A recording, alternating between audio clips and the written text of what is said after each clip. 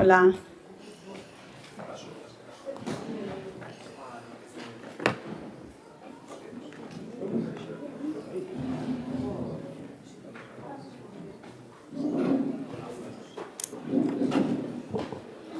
Ola, boa tarde a todos e a todas. Antes de dar comenzo ao pleno ordinario da Corporación Municipal, imos facer o primeiro minuto de silencio polo que vimos facendo normalmente contra o maltrato e a violencia de xénero e o asesinato ás mulleres, e o seguinte minuto de silencio por as víctimas de Venezuela.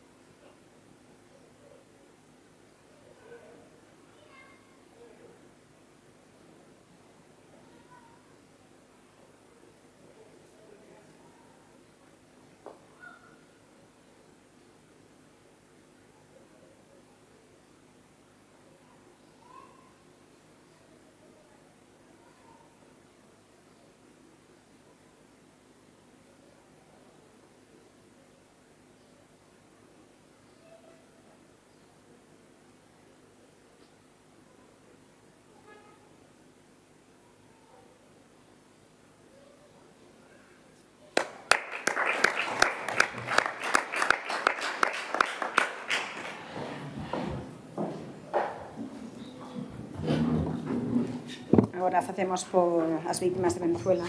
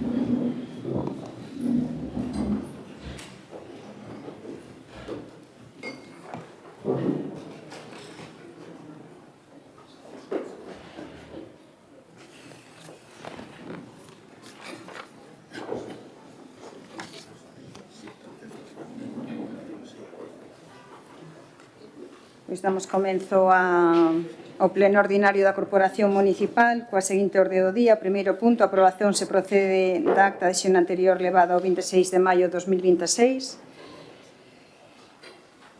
Considerámola aprobada. Pasamos aos puntos 2 e 3, ímolo a debatir conxuntamente, do expediente 3337/2026. Sí? Que? ¿Qué? 2, 3 y 4, dice. 2, 3 y 4. 3 y 4. Vale, perdón. Bueno, pues o 2, expediente 3337/2026, aprobación inicial se procede do expediente de modificación de crédito 1/2026 na modalidade de crédito extraordinario e financiado cunha axuda reembolsable a través do Fondo de Cooperación. Ten a palabra o señor Represas. Boa tarde.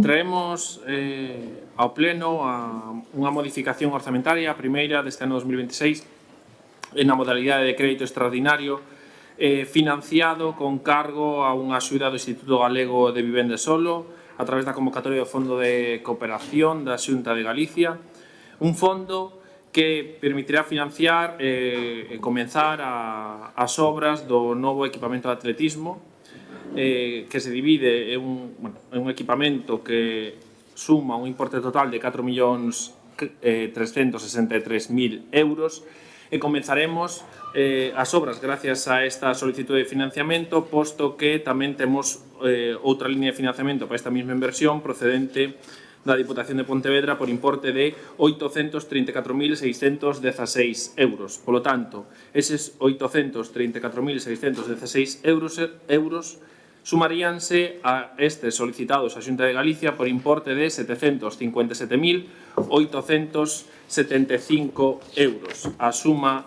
dos dous daría un importe que supera o 1,5 millón de euros e con iso comenzaríase xa a preparar todo o expediente para iniciar estas obras do novo equipamento de atletismo. A proposta recolle todos os informes que son necesarios e o que se somete á aprobación é, como primeiro punto, pois aprobar inicialmente a modificación de crédito 1/2026 na modalidade de crédito extraordinario financiado con axuda reembolsable a través do Fondo de Cooperación por ese importe de 757.875,95 euros. En segundo punto, declarar os créditos como non disponibles hasta efectivo obtención da axuda reembolsable a través deste Fondo de Cooperación da Xunta. E, en terceiro punto, pois, expoñer este expediente público mediante anuncio no boletín oficial da provincia polo prazo de 15 días para que poda ser examinado. Moitas grazas. Ten a palabra o señor Ucha. Sí, boa tarde a todos e a todas. Sumarnos as condolencias polo dramático terremoto de Venezuela e o sofrimento do povo venezolano, que tamén é o sofrimento do povo galego e dos povos do mundo. Agradecemos o minuto de silencio e desgraciadamente votamos de menos outros minutos de silencio por outras desgracias como o povo palestino que está sendo masacrado en Gaza, en Cisjordania e en todos os territorios de Palestina, e a día de hoxe o Concello de Ponteareas sigue sin condenar públicamente o que está a suceder. Esa é a doble moral do goberno da dereita, liderado por Nava Castro, que condena as desgracias climáticas, como non podía ser de outra forma, pero se pon de perfil e non condena aos seus colegas sionistas. Dito isto, vamos co punto que nos corresponde, que ten unha parte técnica e unha parte política que, como sempre, o concelleiro esqueceu falar dela. E non é que esquecera falar dela, é que seguramente non colla a palabra tampouco o concelleiro de Deportes, que desde que chegou a este concello, pois, os coitamos un par de veces. E, bueno, pois nada, ele está aí e vai máis ou menos safando. Dito isto, a primeira das partes é que o que se esqueceu de contar o concelleiro na parte técnica é que o proxecto sufriu unha modificación. O que primeiramente era unha pista de 200 metros que ninguén quería, agora é un módulo de atletismo que ninguén quere. E un módulo de atletismo que custa 4.400.000 euros. Falaremos agora diso. Unha vez que sabemos que hai unha modificación do proxecto, non sabemos cal é o custe desa modificación, se nos chegan as fases das obras, e a primeira das fases suma a cuantía de 1.600.000 euros aproximadamente, que vai ser subvencionada por parte pola Deputación e parte pola Xunta de Galicia a través do Instituto Galego de Vivenda e do Solo, que son cartos públicos. Polo tanto, son cartos de todos e de todas, que vamos a gastar en algo que a cidadanía de Ponteareas non demanda e, sobre todo, a comunidade atlética de Ponteareas rexeita. Ese é o nivel deste goberno. Pero que, ademais, se nos vamos á documentación que se nos facilita, hai un recadro que dice: os beneficiarios deberán ter executadas na súa totalidade as actuacións para as que se conceden as axudas a 31 de 10 de 2026. Así mesmo, o prazo de xustificación será ata o 31 de marzo de 2027. O incumprimento destes prazos dará lugar a perda do dereito a cobrar total ou parcialmente a subvención. Tendo en conta que estamos nesta fase, parece difícil que en 4 meses poidamos ter esta primeira fase rematada e, polo tanto, esta justificación en orde. Que vai a pasar se perdemos a subvención? Quen vai a sufragar eso? Tedes en conta este escenario? Non tedes en conta este escenario? Nos gustaría unha pregunta. Dito isto, que é a parte técnica, que o concelleiro sempre disimula como se non tivera importancia, vamos á parte política. Na parte política non se contou cos colectivos, non houbo diálogo coa cidadanía. No pasado mes de novembro de 2024, aquí hubo unha movilización masiva da comunidade atlética rexeitando este proxecto, pero o goberno, en lugar de recoñecer o erro, avanza sin mirar atrás. Aínda estamos agardando pola opinión do actual concelleiro de Deportes. E como consumo tempo, logo continuo, pero me gustaría que o concelleiro de Facenda ou o concelleiro de Deportes ou ambos deran resposta a isto. Intuímos que non vai a ser así, pero agradeceríamos que se afora e despois continuamos coa parte política. Moitas grazas, señor Ucha. Ten a palabra a señora Fernández Soaje.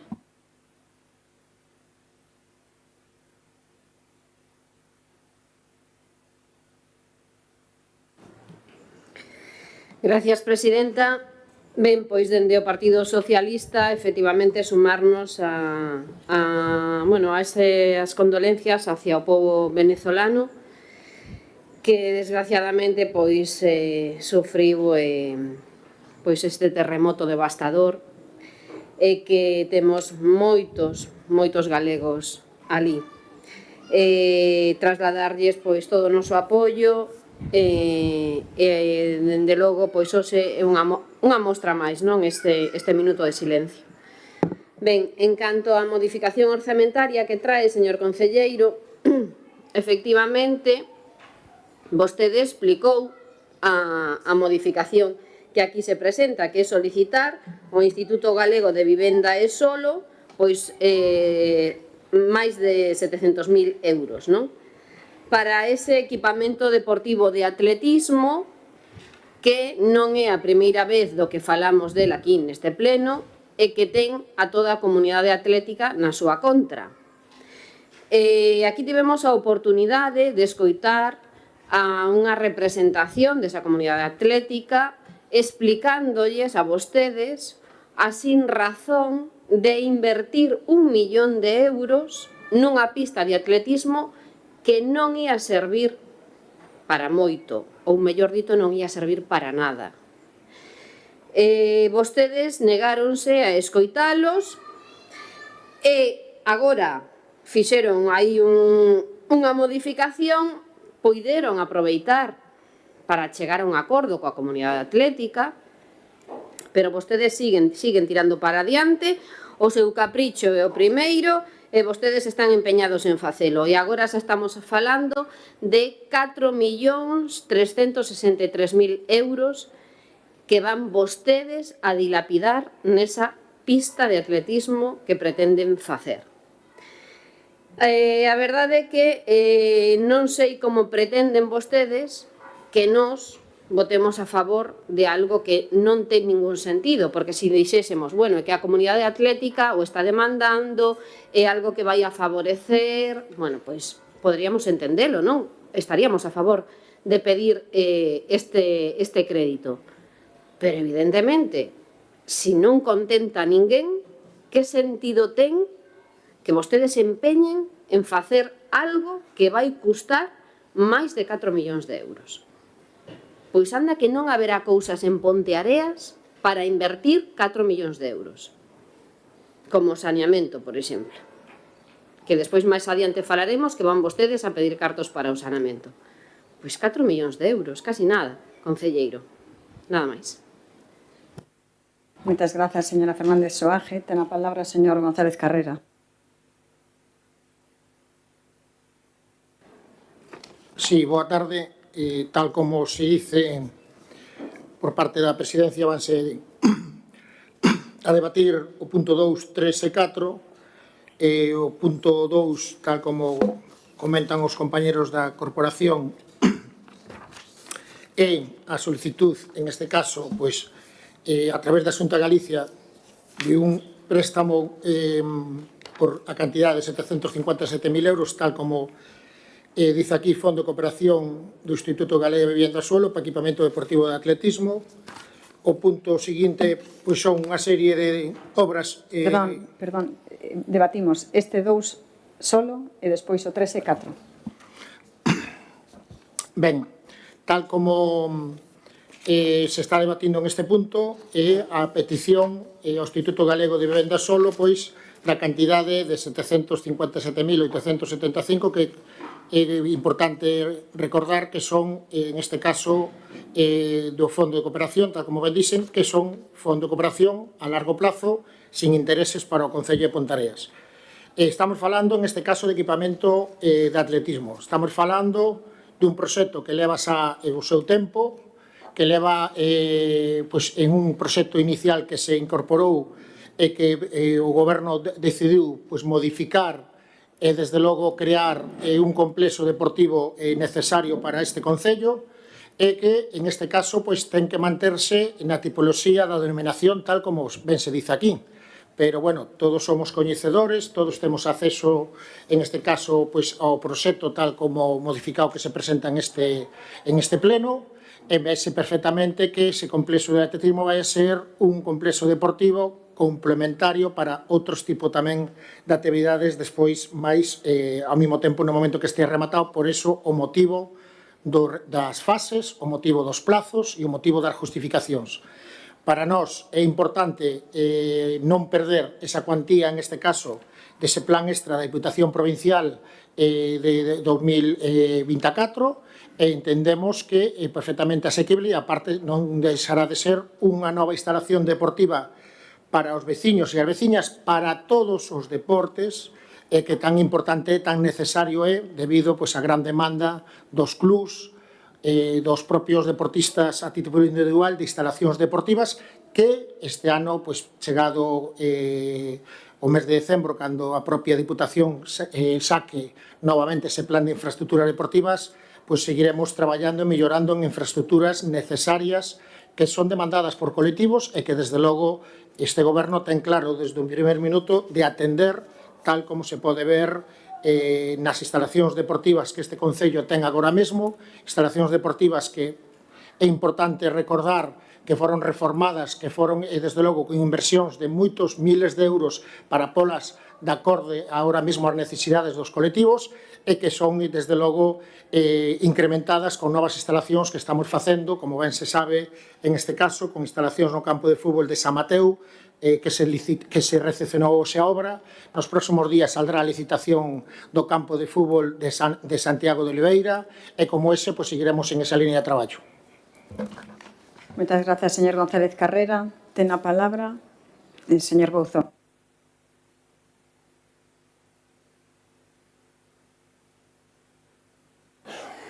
Ben, boa tarde. En primeiro lugar, manifestar tamén a solidariedade do BNG con todos os povos que sufren catástrofes, ben sexan ambientais, ben sexan humanitarias.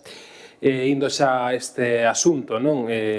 Comezamos fortes hoxe o pleno, comezamos solicitando, traendo para aprobación un préstamo de 760.000 euros, como xa se dixo, para financiar a primeira fase dunha recta cuberta de atletismo de 60 metros, un proxecto que, cando rematen as 3 fases previstas, custará nada menos que 4.400.000 euros.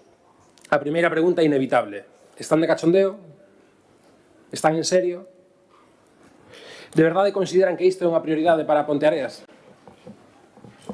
Porque, sinceramente, hai momentos nos que parecen que vostedes actúan incluso para provocar a veciñanza. Primeiro anunciaron como un gran proxecto unha pista ovalada de 200 metros. A comunidade atlética, de forma mayoritaria, explicoulles que gastar 1,5 millón de euros niso non tiña sentido, e reclamaron unha pista de 400 metros, que é a que realmente permitiría responder ás necesidades do atletismo ponteareán. E cal foi a resposta do goberno? Escoitar? Dialogar? Rectificar? Non. Decidiron facer algo aínda peor, pasar da pista de 200 metros a unha simple recta cuberta de 60 metros, iso sí, multiplicando o custo ata os 4,4 millóns de euros. É dicir, pasan dun proxecto malo a outro peor que custa máis do triple. Esa é a súa forma de actuar. Hai que recoñecer que vostedes teñen unha habilidade extraordinaria. Teñen unha habilidade extraordinaria. Conseguir que cada rectificación saia máis cara que o erro orixinal. Eso son vostedes uns auténticos fenómenos.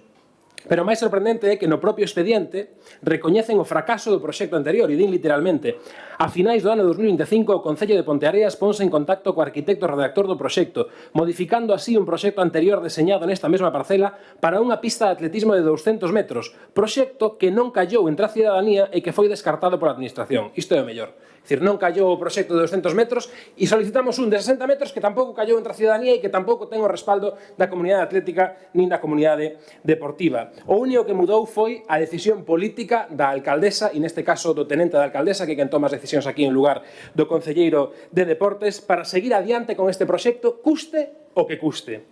É un proxecto, como xa se dixo, imposto por capricho, pensado para facer titulares e para sacar fotografías, pero non para resolver as necesidades do deporte ponteareán e do atletismo ponteareán. E hoxe tamén convén lembrar algunha promesa. O señor Carrera anunciaba un investimento histórico da Deputación de 1,2 millóns de euros nesta infraestructura. Bueno, ao final a realidade foi bastante menos histórica. Foron 840.000 euros da Deputación e agora, para non dar marcha atrás, piden este préstamo de 760.000 euros, porque convén lembralo, é un préstamo, non é unha subvención. Sabemos que un préstamo, ao final, é unha débeda que acaban pagando as veciñas e veciños de Ponteareas. E isto só para a primeira fase, porque hai que recordar que as dúas fases restantes aínda non teñen financiamento. Nada máis polo de agora e despois continuo que se me rematou o tempo. Moitas grazas, señor Bouzou.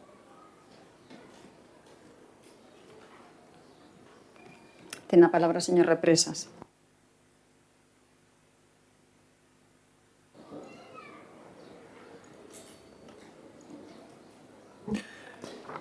Señores da oposición, o que traemos aquí é un gran investimento en equipamento de atletismo. E non é só unha pista de atletismo, como queren vender, unha reta, unha curva, unha... Non.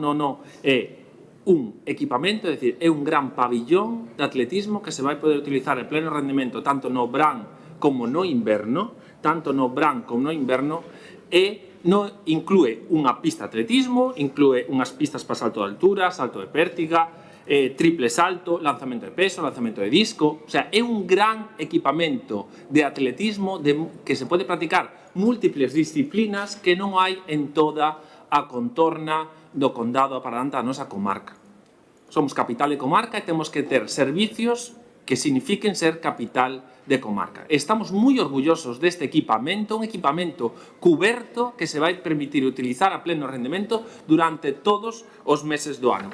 E vostedes precisamente, quedan un minuto, non están para nada legitimados, porque os antecedentes así os retratan 8 anos, en falar de investimentos en instalacións deportivas. Pero que fixeron vostedes? Vostedes non construíron, vostedes destruíron os equipamentos deportivos. Como estaba o pabillón? Como estaba o campo de fútbol de Anguares? Como estaba o campo de fútbol de San Mateo que lle pasaba corrente pola agua as xogadoras que xogaban ali? Vostedes viñen a dar ahora aquí leccións. Leccións de que? De que? Nada máis. Moitas grazas, señor Represas. Ten a palabra o señor Ucha. Leccións de humildade, Francisco Jesús. De humildade. Nós non gobernamos, pero xa che digo que vais a pasar a historia por o despilfarro. Eu, a verdade, que o de Juan Carlos González Carrera non o consigo entender. Vai vostede costa abaixo, sin freos, e non se para ni medio segundo a pensar na veciñanza de Ponteareas. 4,4 millóns de euros en algo que ninguén quere. Decía o concelleiro de Facenda que somos capital de comarca. Saben vostedes a onde van a entrenar as atletas e os atletas de Ponteareas? A Melgaso. A Senda, que articula Monsao con Valença, Valença con Melgaso na súa totalidade. E de un domingo, un sábado pola mañán, por ali. E que de verdade vos parades a pensar o que vais a facer?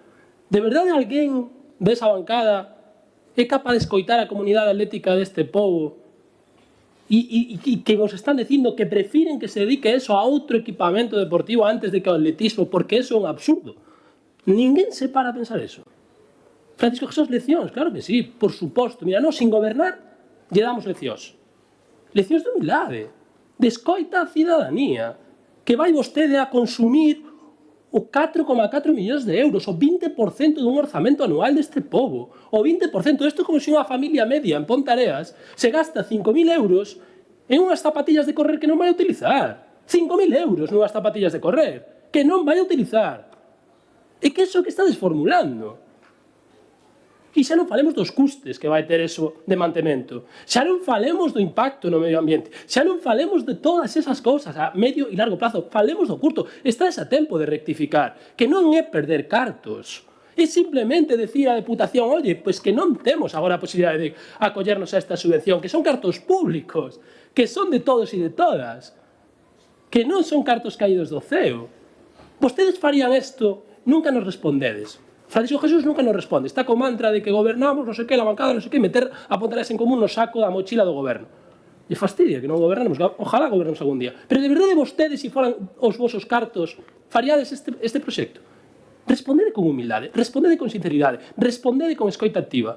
Alguén desa bancada faría este proxecto cos seus cartos? Un principio básico en deseño de proxectos públicos é abordar unha necesidade. Ainda estou esperando, dende Ponteareas en Común, Nico, ainda estamos esperando a túa opinión. Vostede é un tipo con personalidade, pero cando se senta nesa bancada perde absolutamente toda. Dé a súa opinión. Vostede sabe perfectamente como o que opina a comunidade atlética. Vostede participa en este tipo de probas. Vostede sabe do que estamos falando. Vostede é consciente. Vostede entrena cun dos mellores atletas deste pobo. Pode ir rematando. Pero, por favor, de verdade, nadie se parou a decirlle que isto é unha barbaridade. Tiveche que escoitar igual que escoitamos nós. Si comparte entrenamento con algunhas desas persoas. Que vostede ten 20 e pico anos. Non se deixe guiar por esta xente que lle dá absolutamente igual, que temos unha vida por diante, que estamos dilapidando 4,4 millóns de euros, tío. De verdade, se vostede é concellero de deportes, dé a súa opinión como concellero de deportes. É o mínimo que ten que facer. Moitas grazas. Ten a palabra a señora Fernández Soaje. Gracias, alcaldesa. Ben, o problema é que o concelleiro de deportes non existe. Ese é o problema. O concelleiro de deportes está totalmente desaparecido. Despois moito falaban do anterior concelleiro de deportes, pero, chico, é que vostedes desaparecidos totalmente. E fala o portavoz de ACIP, do seu partido. Bueno, di vostede que é un interese sen xuros. Sí, claro, evidentemente, sen xuros. Pero os cartos hai que devolvelos, máis de 700.000 euros hai que devolvelos, Non nos esquezamos diso. E os imos devolver todos e todas nós. De algo que non quere a xente. Pero non porque diga, ai, non me apetece, non. Senón que non o queren porque non vai servir para satisfacer as súas necesidades. Porque a xente é moito máis consciente do que sodes vos. E saben que ides tirar con estes cartos. Di vostede que é para atender, están aquí para atender as demandas dos colectivos. Home, pois atenda as demandas dos colectivos. Fai 4 días que o juvenil ascendeu a preferente galega. Invirta esos cartos en atender aos colectivos. E que a súa xustificación é tan banal que di vostede é que non queremos perder o plan extra da Deputación. Pero vamos a ver, que vostedes non teñen que concorrer a todas as subvencións que se sacan. Vostedes o que teñen que ter é unha planificación e buscar orzamento para esa planificación. Cal é o problema? Que vostedes non teñen planificación ninguna. E van así, a salto de mata, ocurrencias, caprichos, e así é como funcionan. E por non querer perder ese 1 millón de euros da Deputación, nos imos a embarcar en 4 millóns de euros. Todo moi normal e moi coherente. E isto se chama xestión pública dos cartos de todos e todas nós. Por favor, están a tempo aínda vostedes de retirar isto, pensalo ben e invertir os cartos públicos de todos nas necesidades deste pobo. Moitas grazas, señora Fernández Soaje. Ten a palabra o señor González Carrera. Sí, gracias. Miren, concelleiros dos grupos municipales da corporación na oposición neste caso, polo que vostedes dicen, non debemos ter nin idea o que facemos. Iso é o que vostedes están transmitindo. Pero mire, nós temos criterio, somos serios, e o que vamos a construir é isto, esta instalación, que saben vostedes que é polivalente para moitas máis actividades deportivas. Que é o que pasa? Que, ao final, hai que recoñecer que vostedes, principalmente o Bloque Nacionalista Galego, a única maneira que teñen de facer política é confrontar, negar evidencias, torpear todo o que se poida. Non queren que se faga nada en Ponteareas. Téñeno claro, ademais. Por algo, teño, polo menos, moi claro que os veciños os puseron aí cando estiveron gobernando durante 8 anos. Instalación deportivas. Estas son instalacións deportivas que tiñamos, señora Fernández, en Aguares, un muro caído durante 4 anos. Isto é a situación que se encontraba o pabellón municipal, que non se podía entrenar en él. Vostedes, cal eran as súas prioridades durante 8 anos? Vostedes alardeaban, pero eran basadas no abandono. Cales son as nosas? Están aí. Recuperar instalacións deportivas, millora dos vestuarios de Anguares, construcción de baños femeninos, instalación de marcadores en Pardellas e ahora vai en Anguares, construcción de vestuarios, pistas de tenis, iluminación de LED en Pardellas, próximamente en Anguares no segundo campo de Pardellas, sendeiros seguros para que vayan os rapaces a instalacións de Pardellas. Campo de fútbol San Mateo, que hoxe firmouse a recepción. Licitación de Oliveira, como dixen antes. Axudas aos clubs en máis de 200.000 euros cando vostedes quitaban 75.000 e o último ano non quitaron nada. Elevamos 3 anos. Fixemos máis en 3 anos que fixeron vostedes en 8. E queren que renunciemos a algo tan evidencial como é unha necesidade de instalacións deportivas. Non vamos a renunciar. Fixos un primer pabellón no ano 70 e pico. Fixos un segundo pabellón no ano 2010. Pois se irá ahora unha nova instalación que é unha necesidade para todos os deportes de Ponteareas. Se vostedes queren leválo, enfocalo, é dicir, que a comunidade, en este caso atlética, non o quere, vostedes sigan esa línea. Pero atletismo é moitas variedades, non é unha sola. En eso creo que estamos todos de acordo. Co cal, por suposto que non renunciamos a perder máis de 700.000 euros, co cal faremos unha inversión de máis de 4 millóns de euros, e co cal eses 4 millóns de euros non lle van costar tanto eses 4 millóns aos veciños de Ponteareas, porque moitos verán de outras institucións, e vendrán de outras administracións, e cando veñen de outras administracións, si caen en Ponteareas, non caen en outros lados. Esa é a maneira que nós temos de entender de facer política e de traballar polos veciños. Dentro dun meses os veciños dirán se están de acordo ou non. Moitas gracias. Muchas gracias, señor González Carrera. Ten a palabra o señor Bouza. Sí, eu insisto, estamos falando dunha instalación de 4.400.000 euros. O que estamos aprobando aquí vai ser a primeira fase, que é o que segundo o plan de obra levará 4 meses, pero estamos falando de 14 meses de obra. De 14 meses, 4,4 millóns, que máis ou menos é o 10% do que gustaría dotar de saneamento a todo o rural de Ponteareas, aproximadamente. Claro, o financiamento desta instalación xa ten cola, non? Porque non vamos a falar de quen eran os propietarios dos terreos, pero convén lembrar como foron adquiridos estes terreos. Cunha axuda da Axencia Galega de Turismo da Xunta, sí, de turismo, porque claro, segundo a memoria do proxecto, esta instalación ia converterse nun gran polo de atracción turística para toda a provincia de Pontevedra, e era o nova máis. Claro, se unha pista de 200 metros se iba a revolucionar o turismo valendo 1,5 millón, agora un proxecto de 4,4 millóns de euros, seguro que estamos a falar dun fenómeno mundial, non? Só falta saber que vai vir facer a xente. Si turismo ou visitar o monumento ao maior despilfarro da historia de Ponteareas, que é no que se vai a converter esta instalación, porque insistimos que o que traen hoxe aquí vostedes é un proxecto que non pediu a comunidade atlética, que custa 3 veces máis do anunciado inicialmente e que precisa ademais deste préstamo para poder arrancar, o que simboliza perfectamente a perfección de como gobernan vostedes. Primeiro propaganda, despois improvisación, despilfarro e intentar sair do paso como sexa, non? Vostedes falábanos dos antecedentes. Mire, se poden facer este investimento é grazas a que cando chegaron ao goberno había un plan xeral de ordenación municipal aprobado. Punto número 1. Si quere falar das demais instalacións, campos de fútbol, por exemplo, falou o señor González Carrera, non dixo por que eses proxectos que van a sair agora de licitación levan 3 anos nun caixón, porque cando chegaron vostedes ao goberno o proxecto do campo de fútbol de San Mateo e o proxecto de campo de fútbol de Rabel en Oliveira estaban xa neste concello aprobados polo anterior goberno, vostedes quixeron retrasalo e, curiosamente, é agora cando vostedes os van a pôr en marcha a un ano das eleccións municipais. Pero, curiosamente, non falaron vostedes unha instalación a máis transitada ou das máis transitadas de Ponteareas. Non falaron vostedes da piscina. Esqueceuselles falar da piscina. Esa instalación que era un risco para a vida de 600 persoas e que 3 anos despois sigue igual. Non temos absolutamente nada. Bueno, sí, unha licitación que vende quedar deserta nos pasados días. 3 anos despois, esa instalación sigue como estaba e iso que, segundo o señor González Carrera, era un risco para a vida de 600 persoas. Pero de que estamos a falar aquí, señores do Goberno?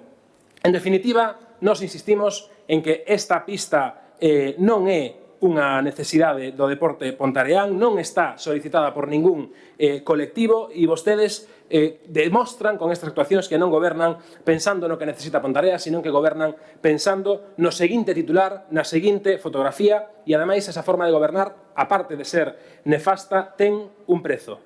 Millóns e millóns de euros que temos que acabar pagando os veciños e veciñas de Ponteareas. Nada máis. Moitas grazas, señor Gouzó. Ten a palabra para o turno de peche, señor Represa. Señor Bouzó, do Bloque Nacionalista Galego, sabe cal é o maior despilfarro?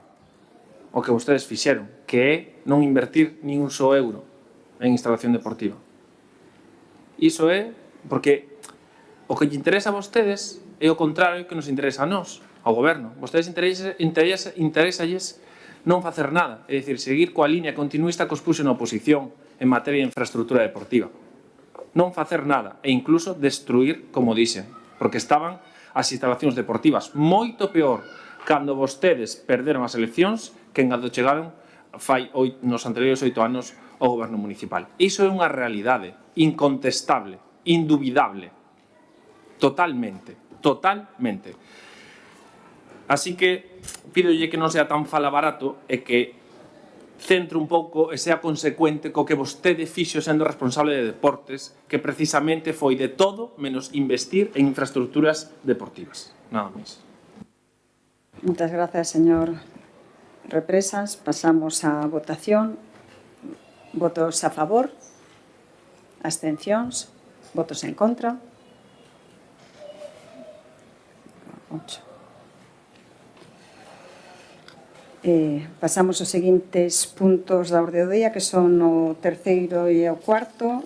A aprobación inicial se procede do expediente de modificación de crédito 2/2026 na modalidade de crédito extraordinario e suplemento de crédito financiado con recursos procedentes de unha operación de crédito.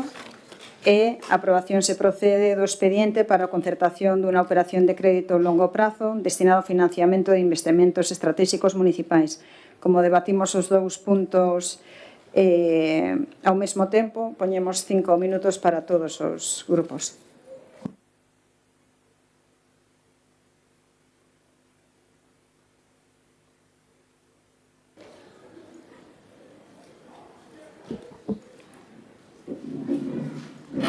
Traemos agora un expediente para a aprobación dunha operación de crédito a longo plazo para financiamento de inversións estratégicas, inversións fundamentalmente que detallarei a continuación. En primeiro lugar, atópanse inversións vinculadas ás primeiras anualidades do Fondo Europeo que acadou este goberno, un fondo de 10 millóns de euros, que de aquí ata 2029 e 2030 executar diferentes actuacións, anda que o obxectivo do goberno municipal é executar máis do 60% nos próximos 2 anos de todo o comprometido.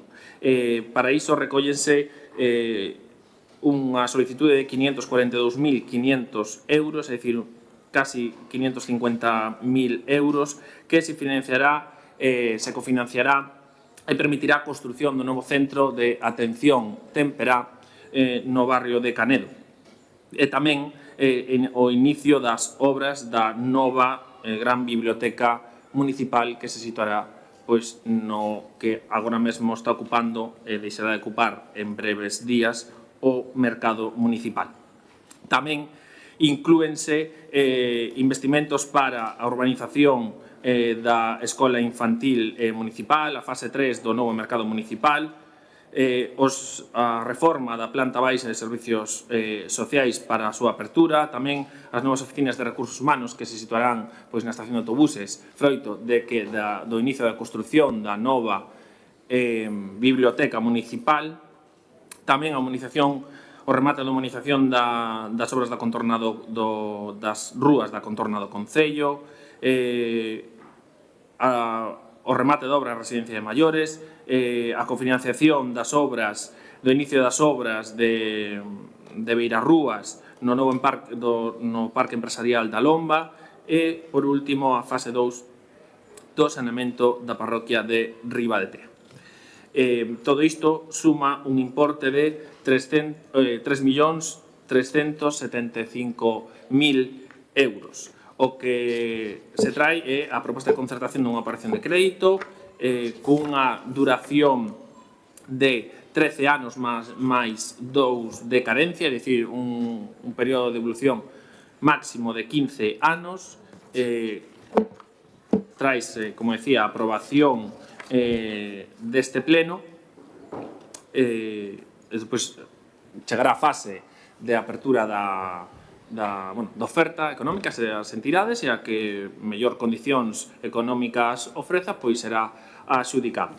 Este que estaba tratando é o punto número 4, pero que está directamente relacionado co punto número 3, que é o expediente de crédito extraordinario, suplementos de crédito vinculados a todos estes investimentos. E remato volvendo a nomealos, que a urbanización da nova Escola Infantil Municipal, o remate da fase 3 do novo Mercado Municipal Mercatea, a reforma da planta baixa de servicios sociais, as novas oficinas de recursos humanos que se situarán na estación de autobuses, e unha que non dixen antes, disculpade, a urbanización da nova oficina de turismo a Casa do Corpus, a humanización da contorna das rúas da Casa Consistorial, a residencia de maiores, o Parque Empresarial da Lomba, a fase 2 do saneamento de Rebetea e o Centro de Atención Temperada, antes coñecido as Prodico, e a nova Biblioteca Municipal. Tamén isto remato dicindo que isto é posible gracias a que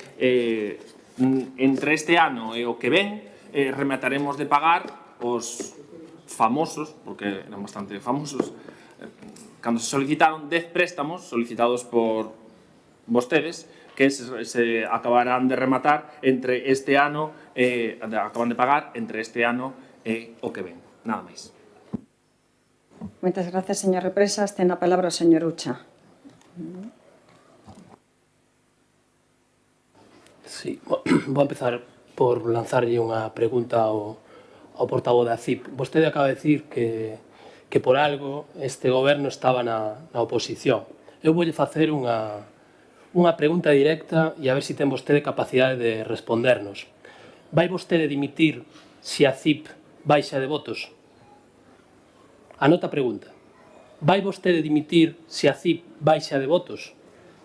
Anota a pregunta. Se nas seguintes eleccións, vostede falou que dentro dos meses hai unhas eleccións municipais, e nós lle decimos, se a CIP baixa de votos, vostede vai a dimitir? Esa primeira pregunta. Vai anotando, porque a soberbia vai ter que vostede dar explicacións dentro de 11 meses. Non sabemos todavía se vai presentar as eleccións. Primeira dúda. Segunda dúda. Non sabemos todavía se vostede vai asumir responsabilidades de goberno cando se presenta as eleccións. Leva toda a legislatura acusando a este bipartito de que son as urnas que poñen e despoñen. Pois vamos a ver se eso se cumple. E dentro de 11 meses volvemos a falar. Pero dé vostede a cara dunha vez. E comprométase diante da cidadanía. E logo falamos. Explique a cidadanía primeiro como se vai presentar e segundo, que responsabilidade vai asumir se vostede baixa de votos. E a partir de aí, logo pode falar vostede de legitimidade. Porque en política hai que comprometerse e ser coherentes co que vostede di. Dito isto, para que a xente non se entenda, o que trae o concelleiro de Facenda hoxe é un préstamo. Un préstamo. Disimule vostede como queira, pero é un préstamo. Calquer persoa na súa casa sabe para que se piden os préstamos e cando se piden os préstamos. Os préstamos se piden cando non hai cartos e quere vostede facer algo. Por exemplo, se quere comprar unha casa e non ten os cartos, pois ten que vostede pedir un préstamo. Bueno, pois o Concello de Ponteareas vai pedir un préstamo non para investimentos futuros, sino para investimentos que xa realizou. Estaba vostede enganando a cidadanía cando presentou os orzamentos? Estaba vostede enganando a cidadanía cando dixo que Ponteareas non tiña débeda? Estaba vostede enganando a cidadanía cando dixo que había 15 millóns de deuda neste Concello? Está vostede enganando a cidadanía constantemente. E sabe por que está enganando constantemente? Porque as contas dun Concello son moi complexas.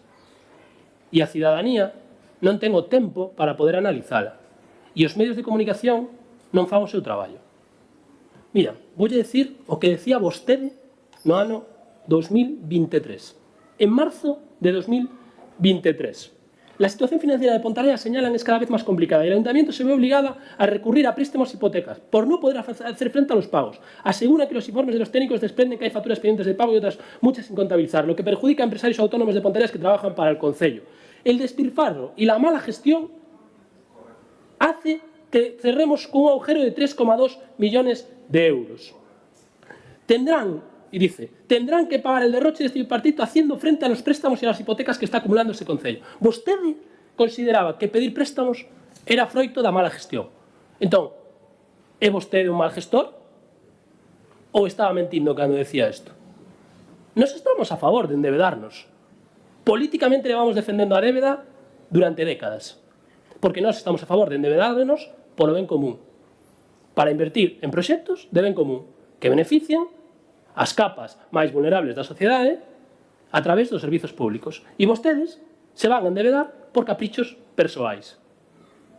Vostedes licitaron unha escola infantil que o contrato se adxudicou por 1.057.000 euros. E sabes canto vamos a pagar por esa escola infantil? 1.600.000 euros. Un sobrecuste dun 50%. E iso é o que vostedes tratan de financiar agora, porque non están pedindo un préstamo para investimentos futuros. A maioría dos cartos que se van a gastar con este préstamo son investimentos que xa están feitos, son obras que xa están ejecutadas. Por lo tanto, se non pedides este préstamo non poderíades pagar, ou estades enganando a cidadanía. Cal é a justificación política do endebedamento? Acaba de vostede presentar un proxecto de 4,3 millóns de euros, ou 4,4 millóns de euros, e acto seguido presenta isto. Vostede está condenando o Concello de Ponteareas a barbarie e o está condenando por caprichos. Porque cando vostedes vos vallades do goberno, a situación dos servizos públicos en Ponteareas vai ser peor. Porque estades ejecutando caprichos e non necesidades reais.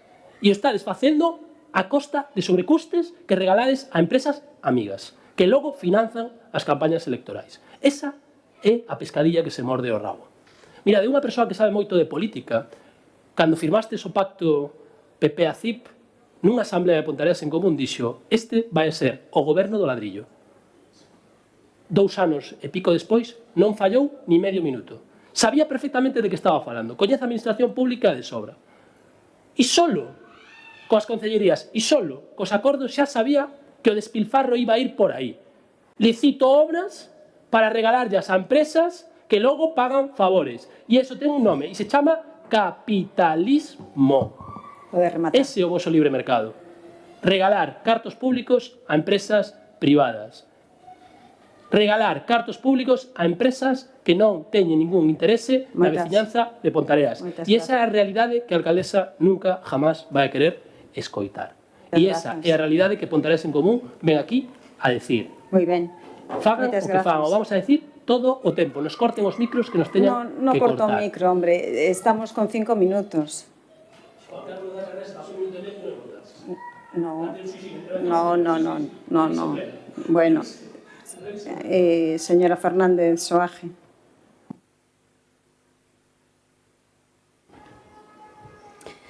Bueno, pois suma e sigue.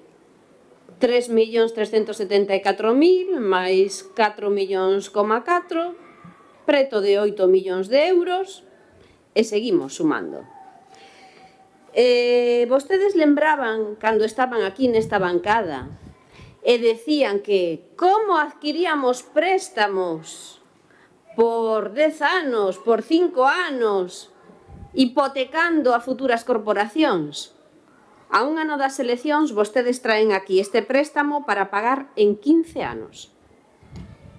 Se iso non é hipotecar o futuro de Ponteareas.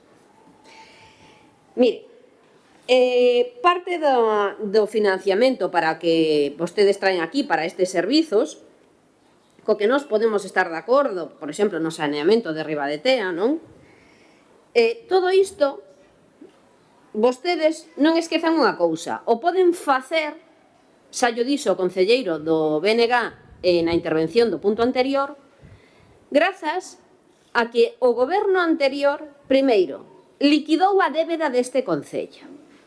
Segundo, aprobou un plan xeral que sen iso era imposible acometer nada disto.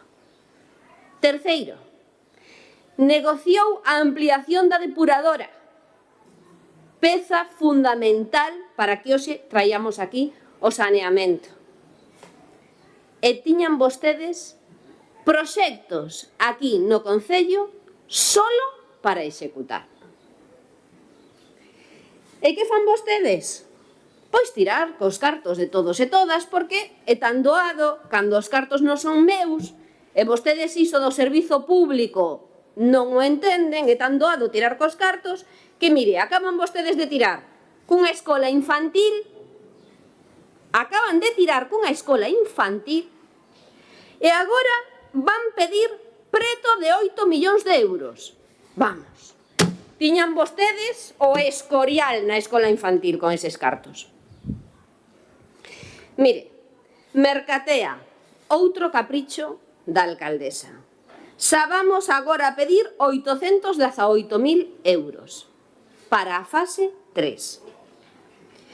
Oficinas de recursos humanos na estación de autobuses. Podían ir perfectamente ao edificio da antigua escola infantil, pero vamos a pedir 200.000 euros. E xa o mellor de todo, tal e como se denomina aquí, na proposta que traen, casita de turismo. Pois a casita de turismo vai en máis de 500.000 euros. E iso tamén podía estar na antiga escola infantil. Isto é un despilfarro. O que traen vostedes aquí é un despilfarro. E sabe a onde nos leva todo isto? E o tempo dirá a un novo endebedamento deste Concello. E non é moito tempo, Lembran vostedes cando pagaban pins e orquestas a través de préstamos que pedían? Pois imos camiño diso. E senón ao tempo.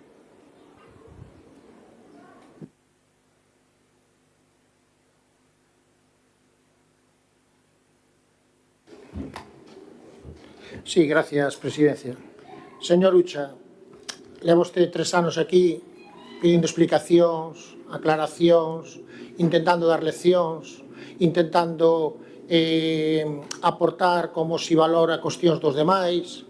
A verdade é que vostede está facendo o seu traballo, está facendo legitimamente a súa parte como grupo desta corporación, pero que non pode vostede ir a pedirlle explicacións aos demais en cuestións que son totalmente internas e que non son públicas aquí da corporación. E máis, vostede moitas veces cando se dirige aos demais compañentes intenta ridiculizalos, intenta desprestigialos, intenta moitas veces saltas e insultos. Entón, cando vostede fai un momento e dice a ver se teño capacidade, bueno, deixar aí, vale? Porque a capacidade non a decide vostede, a miña capacidade non a vai a decidir. Non se preocupe vostede que as urnas falarán dentro de 10 meses, como ben dice vostede, as urnas darán os números que dan, e desde logo conformarase o goberno que teña que conformarse. Eso van a decir soberanamente os veciños e as veciñas, non vostede, por moito que intente dar leccións de Mesías. Pero parece que vostede non entende o que significa libertad de expresión e o que significa democracia. Pero mire, por aquí en duda o que está pasando é por en duda os servicios económicos deste Concello. E non digo para vostede, digo para a señora Fernández. Temos unha interventora en este caso que é a que fai os informes, a que fai os reparos, a que según o ordenamento ela fai os informes e fai desde logo todo o que ten que facer. Estamos falando de secretaría, estamos falando de diferentes, desde logo diferentes departamentos que sin eles non se podía traer isto aquí. E saben por que o traemos aquí? Porque cumplimos. Porque cumplimos coa legislación, en este caso, fiscal. Pero mire, cando vostedes veñen aquí a falar de despilfarro, antes presumían de que deixaron un proxecto feito no campo de San Mateo. Sí, 800.000 euros. E valeu 400 ahora. Sí, o campo de Santiago Oliveira, 800.000. E vais licitar por 400. Si para vostedes iso non é facerse autocrítica, cada un que faga, desde logo, mencións para dentro. Pero mire, cando vostedes veñen aquí a falar de que vostedes tamén pediron para a Casa Cultural, en este caso de Padróns, un préstamo, e os veciños siguen esperando onde está o préstamo. Siguen esperando onde se meteu ese préstamo, porque despois cambiaron e utilizaron outra cousa. Se para vostedes iso é ser serios, bueno, pois temos diferencia de criterio. Temos diferencia de criterio totalmente. Nós non vamos a contratar un perro policía por 6.000 euros, como fixeron vostedes na anterior legislatura. Non vamos a perder unha subvención de 13.000 euros pola subvención do coche policía. Non vamos, desde logo, non estamos condenados por unha cosa a unha traballadora con indemnización. Pero pedí vostedes, desde logo, vir aquí a intentar facer que os demais son nefastos cando vostedes estuveron gobernando e o povo, señor Ucha, e vostede non estaba, puxos aí, non o puxen eu, o puxo o povo, e o povo decidirá dentro de 10 meses. Pero miren, para nós o máis importante desta lei, como ben dixo a señora Fernández, é que é inversión clara e contundente, e que se vai a executar, de acordo conforme ben redatado no presente informe. Está claro de que vostedes non lle gusta que se fagan cosas en Pontareas, está claro que non queren que nós fagamos isto, pero que sí está máis que claro é que os veciños recibirán e tendrán novos servicios. Se para vostedes, señora Fernández, unha casa de turismo non é necesaria e vostede dice que todo se metía en un edificio, en este caso da antigua escola, está claro que vostede ten un criterio totalmente distinto porque non sei onde iba a meter as cousas. Pero bueno, alá vostede, intente seguir por aí. Pero que sí está claro é que tamén vai unha inversión importantísima de 400.000 euros para a nova fase do saneamento Rebadetea que vostedes non fixeron un simple metro de saneamento nos tantos 8 anos. E nós fixemos a primeira fase e ahora estamos traballando para chegar a un convenio coa Xunta de Galicia pois para que aporte a outra cantidade e se podemos non vamos só a segunda fase, iremos a segunda e a terceira, porque estes 400.000 euros supera o 20% do convenio que se pode facer coa Xunta de Galicia. Que pasa que vostedes lles molesta que este pobo creza, que este pobo se faga en inversión, e que este pobo, desde logo, os veciños opina libremente. E van a opinar dentro de 10 meses, e a ver se o entenden. Si pedimos este diñeiro para inversións no Concello de Pontereas porque son unha necesidade. E non se preocupe, que en saneamento nos próximas semanas sabráse que se vai a invertir 24 millóns de euros a través do ciclo de agua. A ver se se enteran dunha vez por todas. E vostedes non fixeron nada. Entonces, como non fixeron nada, ahora non son capaces de ir polas parroquias e dar explicación aos veciños do que están dicindo. Pois van a facer isto, están facendo isto, pavimentacións de viais, diferentes obras de infraestructuras. Iso é unha realidade, pero reitero, estamos a 10 meses das eleccións, cada un aquí está xogando as súas cartas, e desde logo, señor Ucha, tampouco lle vou dicir a vostede en que siglas me vou presentar, porque iso sabe que non sabe, o povo, os veciños e as veciñas. Vostede tamén o sabe, nada máis. Moitas grazas, señor González Carrera. Señora Fernández. Ben, señor Carrera, o que non fixo o goberno anterior foi dilapidar os cartos, en derrubar edificios públicos que tiñan moita necesidade, moita xente deses locais, ou podía servir perfectamente, estaba en perfecto estado de uso para utilizar para distintos servicios municipais, que tamén era moi interesante. É a primeira vez na historia, creo que de Pontareas, que nos dedicamos a derrubar en vez de construir. Eso tamén é interesante. Así que dilapidar os cartos niso ten bastantes narices. Tamén o ten, por exemplo, dilapidar os cartos en contratar un perfume pois con aroma a corpus por 40.000 euros. Eu creo que a maioría das persoas en Pontareas que lle están vostedes subindo os impostos de xeito constante, tampouco creo que lle pareza moi ben. Ese vai a ser realmente a liquidación do seu goberno, o resultado do seu goberno, realmente un ladrillazo, seguramente. Pois sí, vale. Hoxe traemos dous expedientes aquí. Primeiro viu o crédito para a pista de atletismo e ora ven outro super grande, pois para que? Para 3,4 millóns de euros nos que endebedan vostedes o goberno e no que se vai a utilizar para distintas obras que a maioría delas están rematadas e non teñen vostedes un solo euro para poder asumir as liquidacións finais da obra, as melloras que surdiron, as modificacións dos proxectos, que normalmente esas cuestións se teñen que planificar e se dotan de cartos propios do Concello para poder asumilas, e vostedes non teñen para nada. Teñen o Concello totalmente asfixiado. Falaban vostedes de todo o que endebedou o goberno anterior. Pois eu vou facer un resumen. Mire, en 8 anos endebedamos o goberno en 2.283.000 euros.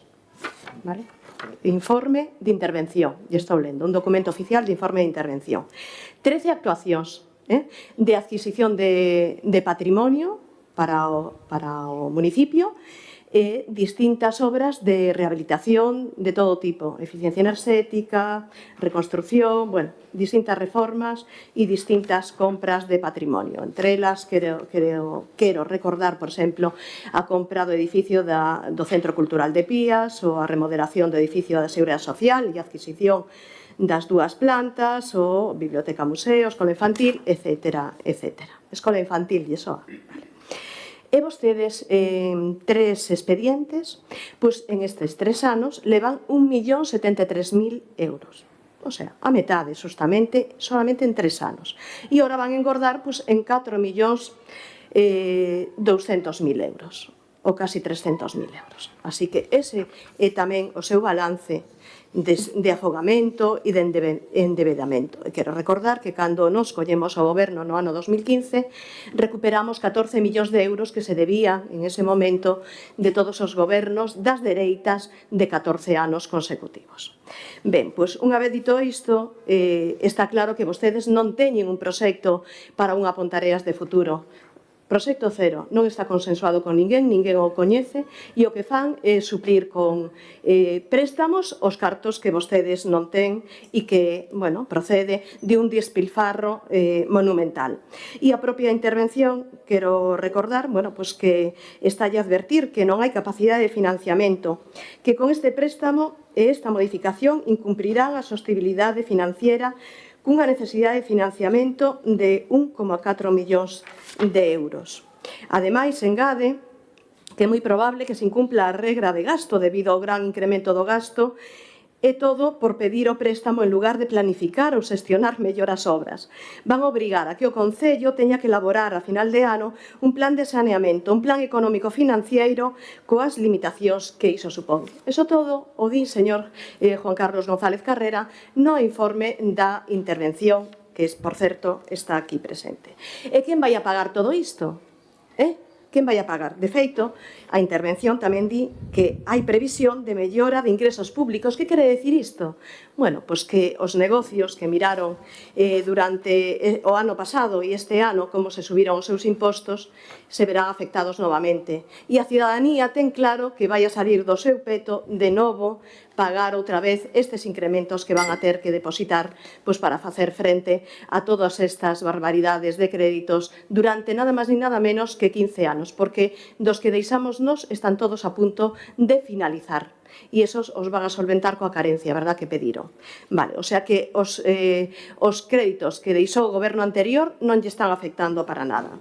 E, bueno, pois, eso sí, se permiten outras, mentras a veciñanza necesita, bueno, pois, unha serie de cuestións e servizos que nos están atendendo, bueno, pois vostedes o que fan é tirar o chou e pagar, sobre todo, favores compromisos, promesas electorais aos seus amigos, empresas e demais. En eso están investindo agora vostedes, en vez de atender as necesidades da veciñanza. Así que deixo o resto para o final, que vai estar seguramente un debate ben interesante. Moitas grazas, señora Fernández da Vila. Ten a palabra o señor Represas.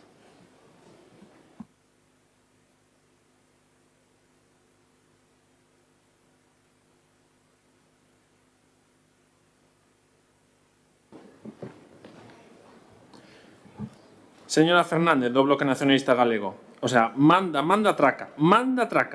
Veñen aquí a falar de que vostedes salvaron un endebedamento, que salvaron o Concello. Sabe o que pasou? Bueno, cando vostedes xa marchaban pola porta, que cortaron a luz por non pagar. Non pagaron vostedes. Non pagamos nós. Está ben o conto.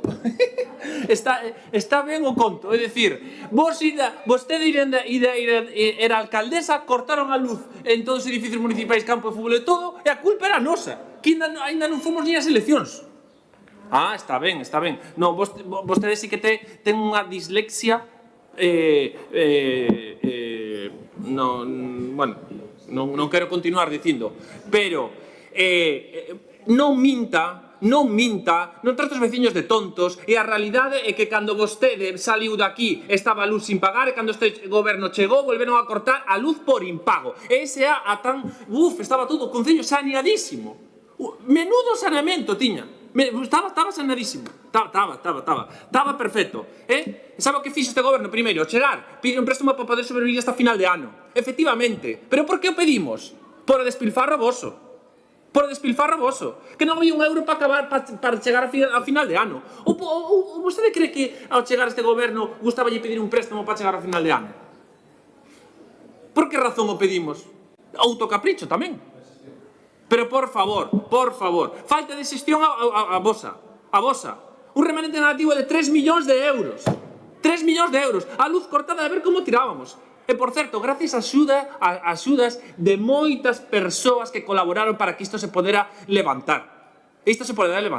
Non os confundan, non confundan. E vostedes falan de impostos, non, é da obra da depuradora. Claro que facía falta a ampliación da depuradora, unha ampliación que se quedou curta antes de comenzar. Pero sabe o que significa a ampliación da depuradora? O aumento do recibo da auga obligatoria a todos os veciños, firmado por vostede. Ali, o custe da ampliación da depuradora ten que repercutir directamente nos recibos dos veciños. Iso onde ten que repercutir. E vostede engana neses informes, porque vostede di que o incremento do ingreso do concello e dice que vai ser con impostos. E que non dice iso.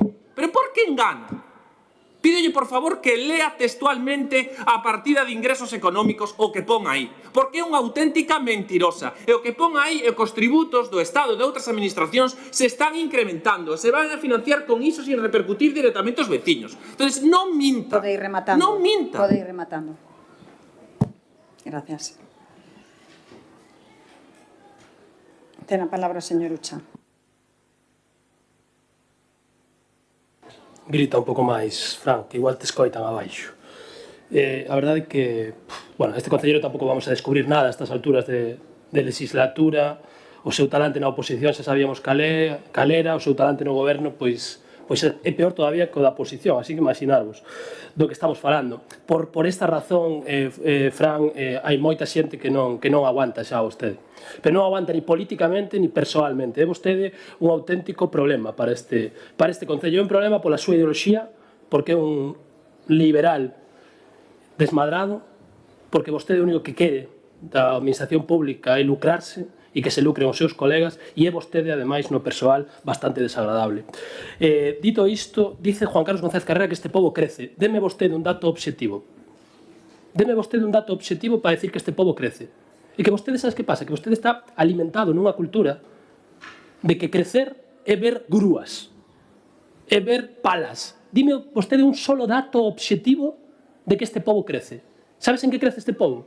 En desigualdade, en exclusión social, en problemas de saúde mental, en carencia de infraestructuras para a xuventude, en problemas de vivenda gravísimos, que hai xente que non pode vivir no seu pobo. En eso crece. Sabes en que tamén crece? En soberbia do goberno. Vostedes falan de despilfarrar 13.000 euros unha alfombra, 40.000 nun perfume, 13.000 euros en alquilar unhas carrozas que se alquilan 2 ou 3 veces ao ano, 2.000 euros en un macaco de globos, 18.000 euros nunha orquesta, sí, nun macaco de globos. Sí, Juan Carlos, da vosa, da túa concellería. E así miles e miles e miles de euros en tirar edificios, hasta niso despilfarrades. Como podedes ter a falta de humildade para falar de despilfarro de cartos públicos cando levades toda a legislatura de comilonas e viaxando por aí? Como podedes vostedes falar de despilfarro de cartos públicos cando cada vez que facedes un cambio de goberno colocades e descolocades a xente nas xuntas de goberno e nas comisións informativas para cobrar 4 duros? Como podedes vostedes falar de despilfarro? Que cobrades 110 euros por reunións de 5 minutos. Pero como podedes vostedes falar de despilfarro? Como podedes vostedes falar diso cando hai concelleiros nesa bancada que cobran 110 euros todas as semanas por reunións que non saben nin o que votan e que duran 5 minutos? Contádelle eso á cidadanía. Presentadevos as eleccións así. Presentadevos coa verdade. Vayamos ás eleccións de barreira democrática. xusta, fagamos debates públicos, fagamos transparencia nos documentos, poñámonos na plaza e discutamos sobre problemas políticos e realidades políticas e nos poñamos aí e que a xente decida libremente. Deixemos de acarrear xente con sobres pechados, deixemos de financiar campañas electorais con cartos das empresas e vayamos a facer democracia de verdade. Vamos a ver quen gaña ou quen perde aí. Vamos a demostrarle á cidadanía o que é a democracia. Leccións cero a esta organización política. Que pasa, Francisco Jesús? Non lle gusta a vostede que falemos? E que vostede non responde ninguna das solas preguntas. Ninguna sola das preguntas. A xestión económica deste Concello é un desastre. E vostede é o máximo responsable. Moitas grazas. Ten a palabra a señora Fernández Soaje. Ben, vamos a ver, señor González Carrera. Voulle explicar unha cousiña, a ver se é capaz de entendelo. Di vostede que cando gobernamos non fixemos ningún metro de saneamento. Vostede entende que non había onde verter, verdad? Iso entende, a que sí? Vostede entende, cale, que non estou falando con vostede, concelleira, sexa un pouco respetuosa. Vostede entende que para poder facer saneamento, primeiro había que ampliar a capacidade da depuradora, verdad? A que o entende? E unha vez feito todo iso, a que entende que tivemos que pelearnos coa Xunta de Galicia para facer a primeira fase do saneamento de Ribadetea? A que o entende, señor concelleiro? Mentir está moi feo, moi feo. Nós non dixemos en ningún momento que non queríamos a Casa de Turismo. Mire, nós non o dixemos. Nós o que lle dixemos é, primeiro, é un despilfarro económico porque vostedes acaban de tirar unha casa, unha escola infantil, acaban de tirala e acaban de mercar con máis de 500.000 euros unha casiña para a Casa de Turismo. E o mellor de todo, onde ubican vostedes a Casa de Turismo? Oye, os que somos de Pontareas non temos ningún problema en chegar. Os que non son de Pontareas, que se supón que é o turismo que queremos atraer, non? A xente que non é daqui. O van a por no Google Maps e xa fan a ruta de turismo sen ter que chegar a Casa de Turismo, oye. Mire, vostedes, señor González Carrera, si foron condenados pola xustiza. E non fai moito. E sabe por qué? Por quitar ao director do conservatorio e poñer outro a dedo. E por iso foron condenados. Señor Represas, está vostede nervioso, véselle nervioso e alterado. E di vostede, non trate de tontos aos veciños, non, e que non nos trate de tontos a nós. Mire, o informe de intervención, yo acaban de decir, di claramente que non teñen capacidade. E de quen depende iso? De vostede, concelleiro, e da alcaldesa que é a máxima responsable deste concello.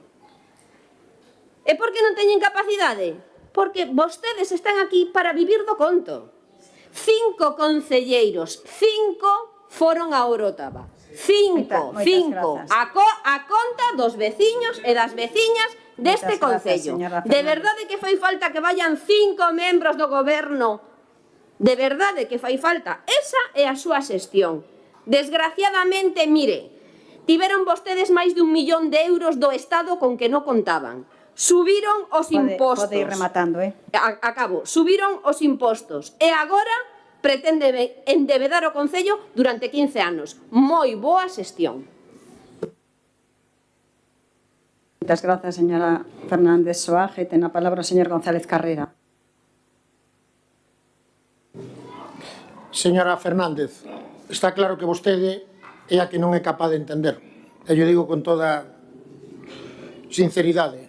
Non entende que buscar recursos significa buscar inversión para un pobo. Está falando da Casa de Turismo. De onde viu esa financiación? De que fondos viu esa financiación? Que vostedes acusaron de que se estaba facendo mal a licitación X. Vostedes non queren que se faga nada. É unha realidade. Vaya vostede ás casas de turismo por todos os lados de turismo a outros concellos. Pregúntelle usted ao tramo de alfombristas da calle Ferreiros se queren esa edificación aí sí ou non, que non teñen onde poder deshojar. Pregúntelle vostede en outros lugares onde están as casas de turismo, se hoxe en día non están localizadas, se o camiño taberneiro non pasa por aí. Pasa que hai visións totalmente distintas do que usted entende por turismo e o que podemos entender outros. Pero mire, ten que dicirlle aos veciños que non fixeron un solo metro de saneamiento porque non foron capaces de gestionar con Confederación Hidrográfica de poder construir saneamiento mentre se facía ampliación de depuradora. Pero voulle retirar o que dixo aquí o señor Represas. Ahora os veciños se están pagando cos seus impostos ou a nefasta gestión que fixeron vostedes coa depuradora que puña claramente o convenio que tiña que ser repercutido no recibo de agua e do saneamento aos veciños. Iso é a súa gestión. Ora aquí cada un que lle dé a volta por donde queira e cada un vaya por donde queira decir o que dá. E veñan vostedes aquí, mire, isto está clarísimo. Plan parcial a Lomba, querémolo ou non, 25.000 euros de añadido. Nova escola infantil, 523.000 para o remate da mesma. Diseño da plaza interior de Abastos, 818.000. Rehabilitación integral residencia, 60.000. Estarán de acordo con iso, digo eu. Casa de turismo, 139.000. Rehabilitación interior planta de servicio baixa do edificio de servicios sociais, 160.000. Acondicionamento de novas instalacións para recursos humanos, 200.000. Transformación digital, 30.000. Construcción dunha nova sede de atención temprana, 120.000. Regeneración de espazos no casco urbano, Plaza Bugallal, 112.000, etcétera, etcétera, etcétera. Claro e concreto. Pero voulle dar outro dato máis. Falan vostedes de que se van a pagar cousas que están feitas. Canto costou esa maldita plaza que fixeron vostedes na Plaza Bugallal? Se adjudicaron por 600.000 e gastaron 1 millón e pico. Canto costou esa rúa Xoán Trabazón García e Guillade que adjudicaron por 600.000 e pagaron 1 millón e pico mil?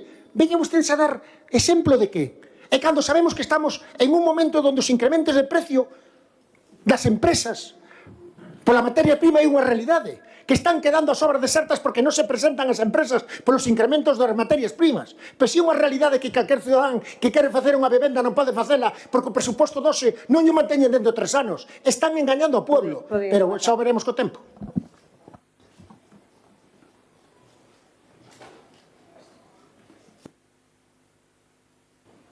Ben, quen ten problemas para salir adiante é quen non xestiona como corresponde. E iso pasa, e pasou, cando vostedes incorporaron no 2023, que, bueno, se queixaban a todas horas de que non se deixaran cartos.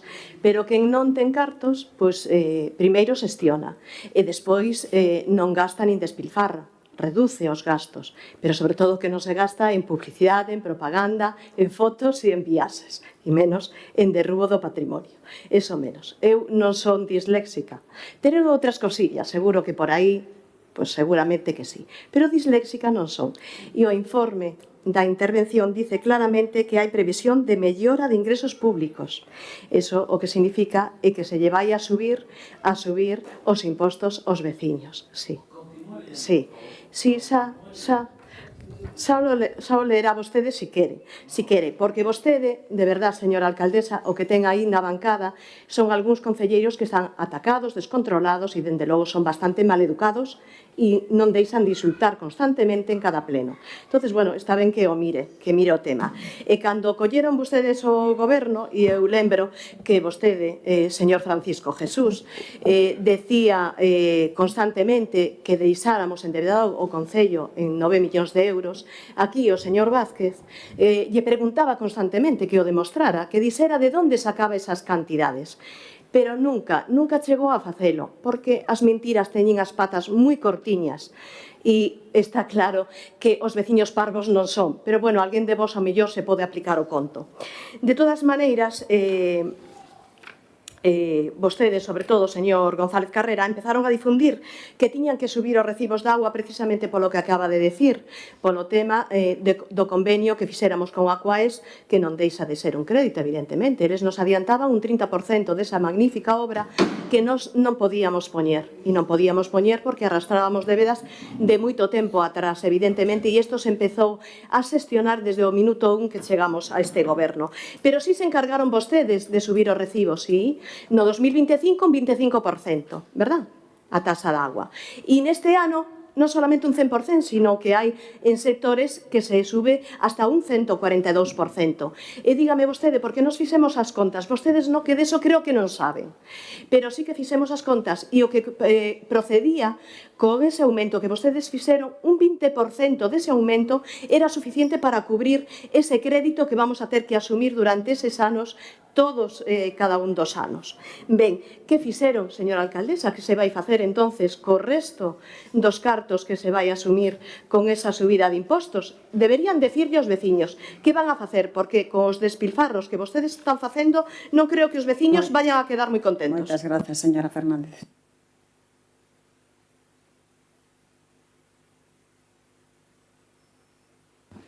Ten a palabra, señor Represas.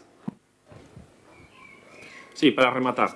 Decir que, insisto, se tan boa era, perdone, a suposta situación económica que cando vostedes desearon este goberno por perder as eleccións, porque estaba a luz cortada por non pagar. Era reincidente. Por qué? Por qué? No, está claro que non o explicaron ben, porque aí están, aí é onde están. Ben, sabe, no primeiro trimestre, co segundo trimestre ainda non rematou, pero o primeiro trimestre, o período medio de pago, é dicir, o período entre que unha empresa, unha persoa física ou xurídica presenta unha factura e cobra, vale? Neste concello situouse en 8 días.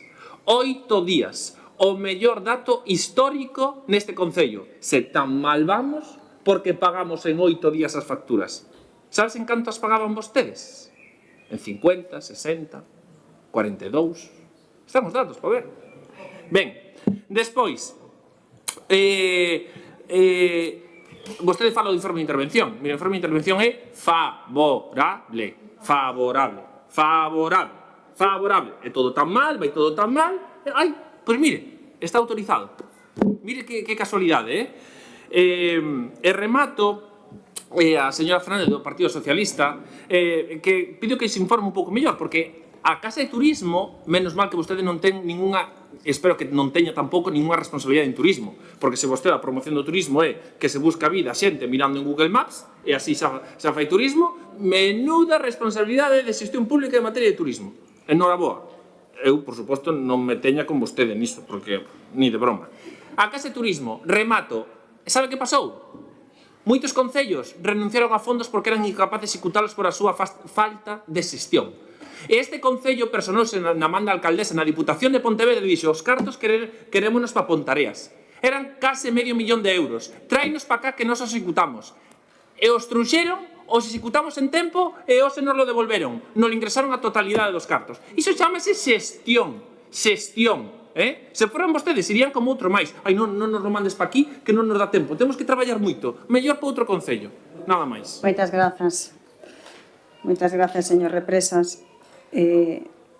Para, poder especificar un par de cousas, o que se está a pedir aquí son 3.374.495 euros para un préstamo, unha operación de crédito para as distintas obras que se estivo a dicir aquí e que non están rematadas.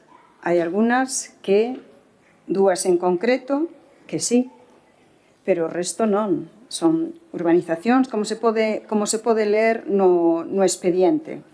Pero vou a poñer o exemplo de que estaban a dicir, señora Fernández, de o préstamo indirecto do convenio que se firmou con Aquaes. Son 4.500.000 euros que se teñen que pagar hasta o ano 2050.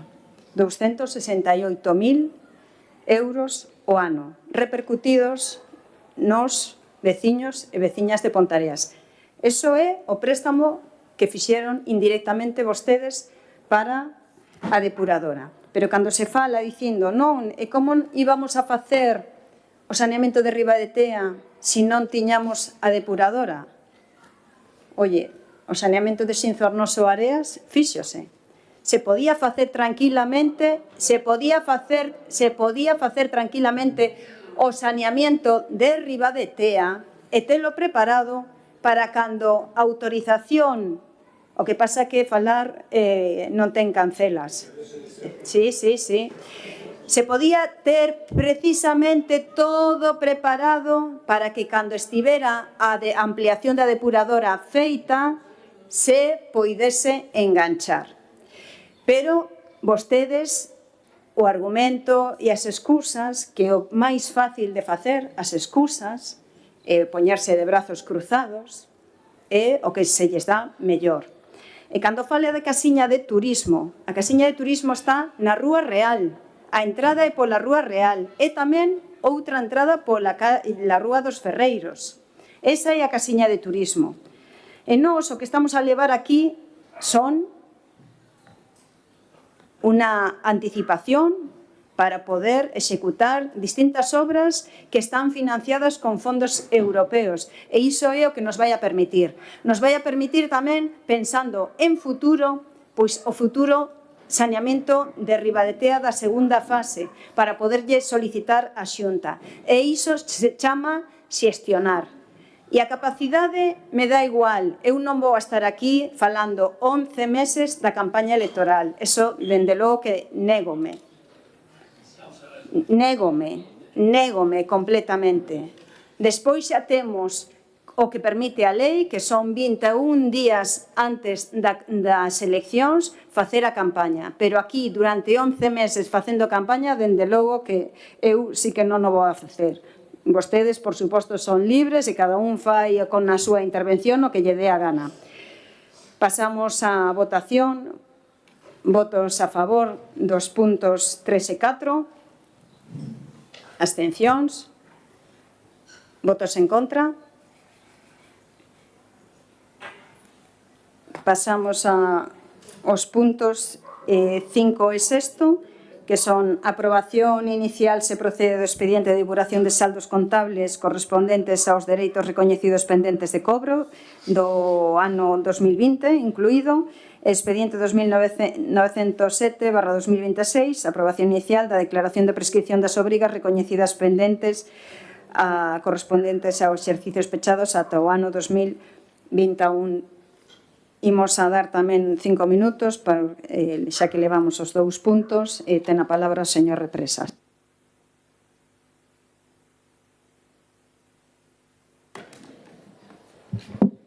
Traemos 2 expedientes de depuración de saldos, é dicir, digamos que de prescripción, de condenación de débedas ou de obrigas de pago. Un é de ingresos, como decía, e outro é de pagos. En canto aos ingresos, son ingresos que o Concello debía ter recadado ata o ano 2020, que suman un total, que superan os 133.000 euros. Esos 133.000 euros que deberían haberse ingresado e que non se ingresaron, divídense por un lado en 100.000 euros en conceptos de tasas, diferentes impostos, e por un lado esos 100.000 euros, e por outro lado un pouco máis de 33.000 euros en relación a subvencións, na maioría delas, sí, a totalidade do anterior goberno, pois que fixo? Pediu a subvención e despois, pois por unha falta de xestión, non a xustificou, non fixo o que tiña que facer, e ora, non cobrou ese diñeiro, e coas consecuencias económicas quiso tuvo. E o peor de todo é que deixaron reconocido na contabilidade municipal de que realmente ingresaron ese diñeiro. Iso é o peor de todo, mentir. Non sei se de forma intencionada ou non, pero aí está. Apuntes contables de diñeiro ingresado, neste caso 34.000 euros ingresados, que realmente non se ingresaron. Iso é a realidade. Pois detectada a mentira, procedemos a correxila neste pleno. E tamén para que todos os veciños enteren a súa forma de actuar. Así daban despois, claro, situación económica. Sí, tamén, como os fondos europeos anteriores que solicitaron, EDUSI, non, que dixeron que habían ingresado 6 millóns e despois quedaron, sí, ingresamos 6 millóns. Onde están os 6 millóns? Sabes canto chegaron? Nin 4. Pero vostedes deixaron anotado que xa tiñan 6 no banco. Iso chamase mentir e manipular a contabilidade municipal. É o que vimos aquí a depurar. Ben, en canto aos pagos.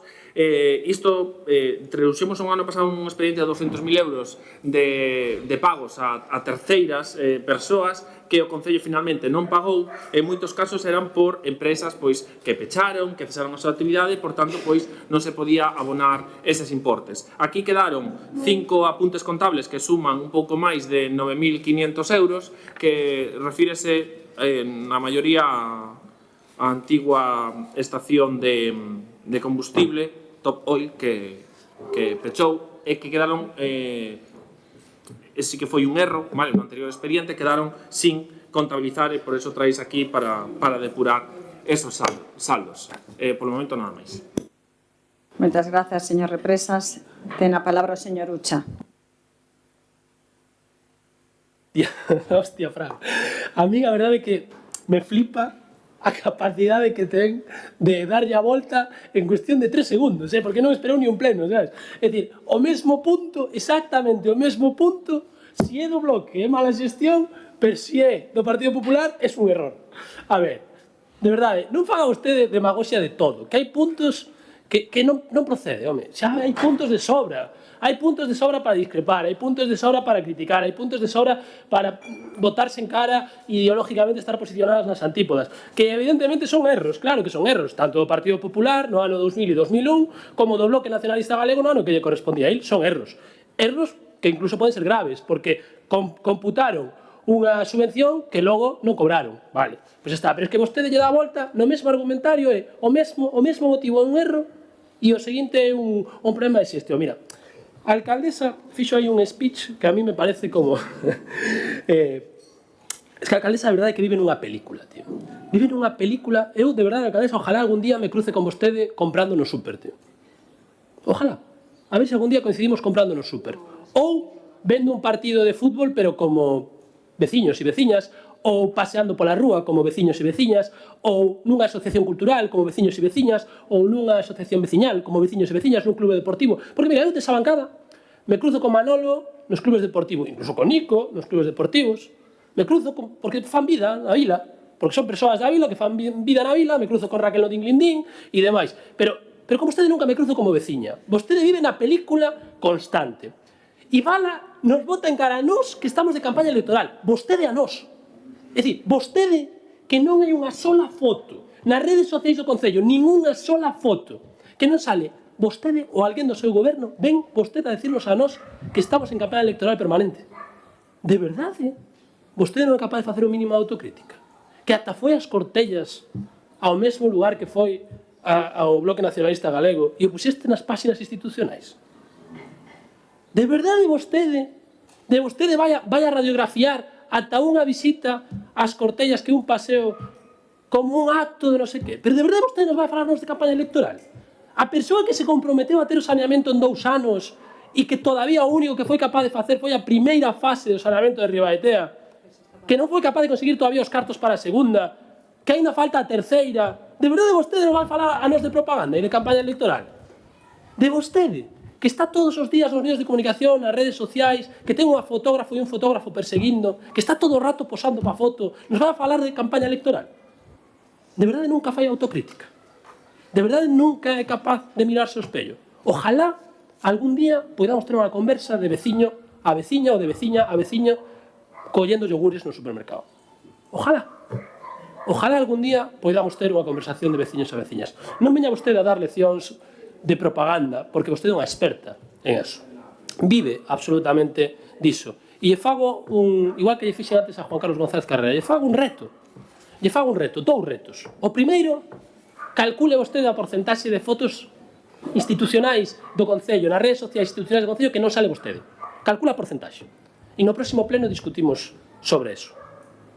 E logo calcule todas as corporacións pasadas. Non falo ni no Bloque, ni no PSOE, no, todas, Salvador, incluso o teu pai. Comparte todas. E mira quen é a alcaldesa máis propagandística e máis populista que tivemos na historia deste municipio. Porque vostede é unha política profesional. E iso que nos diferencia. A vostede e a nós.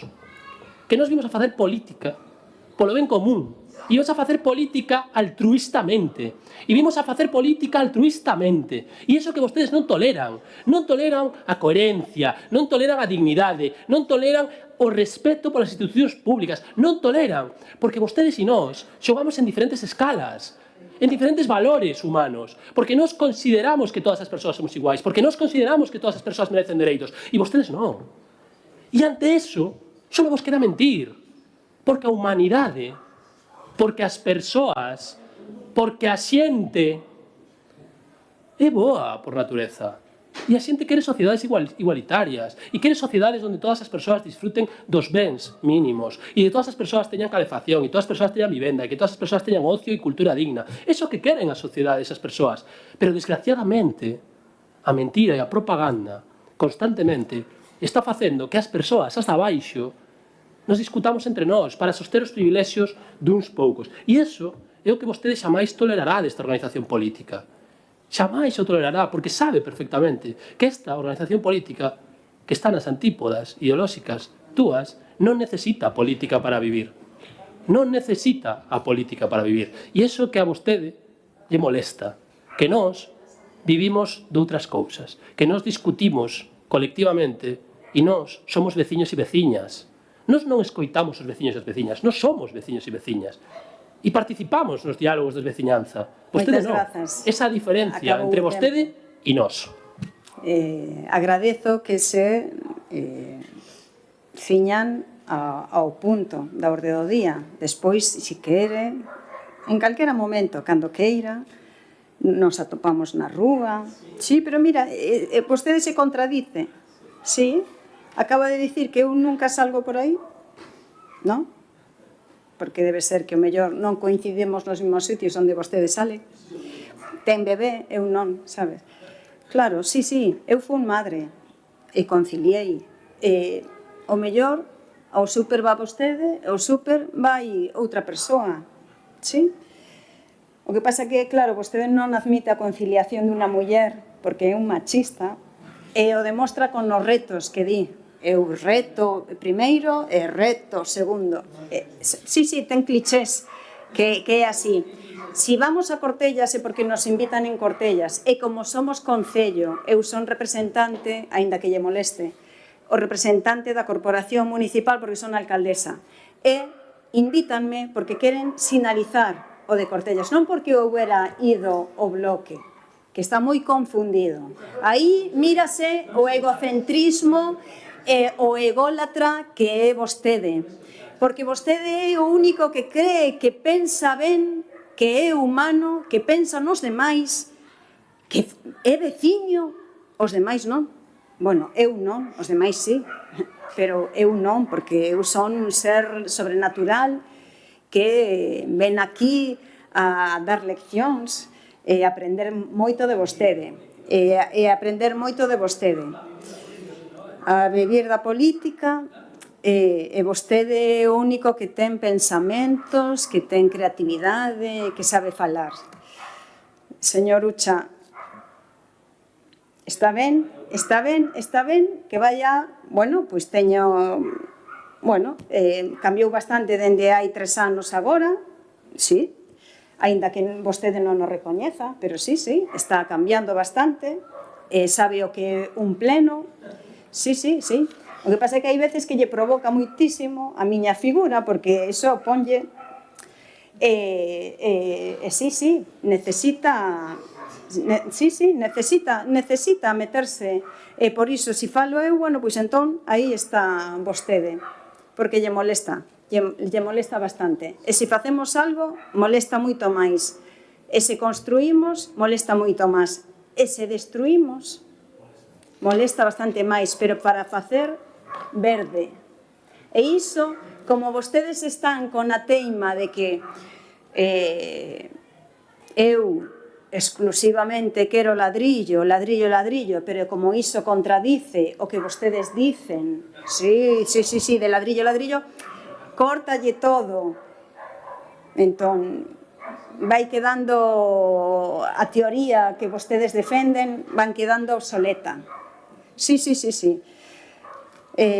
Sinceramente, esta é a primeira e última intervención.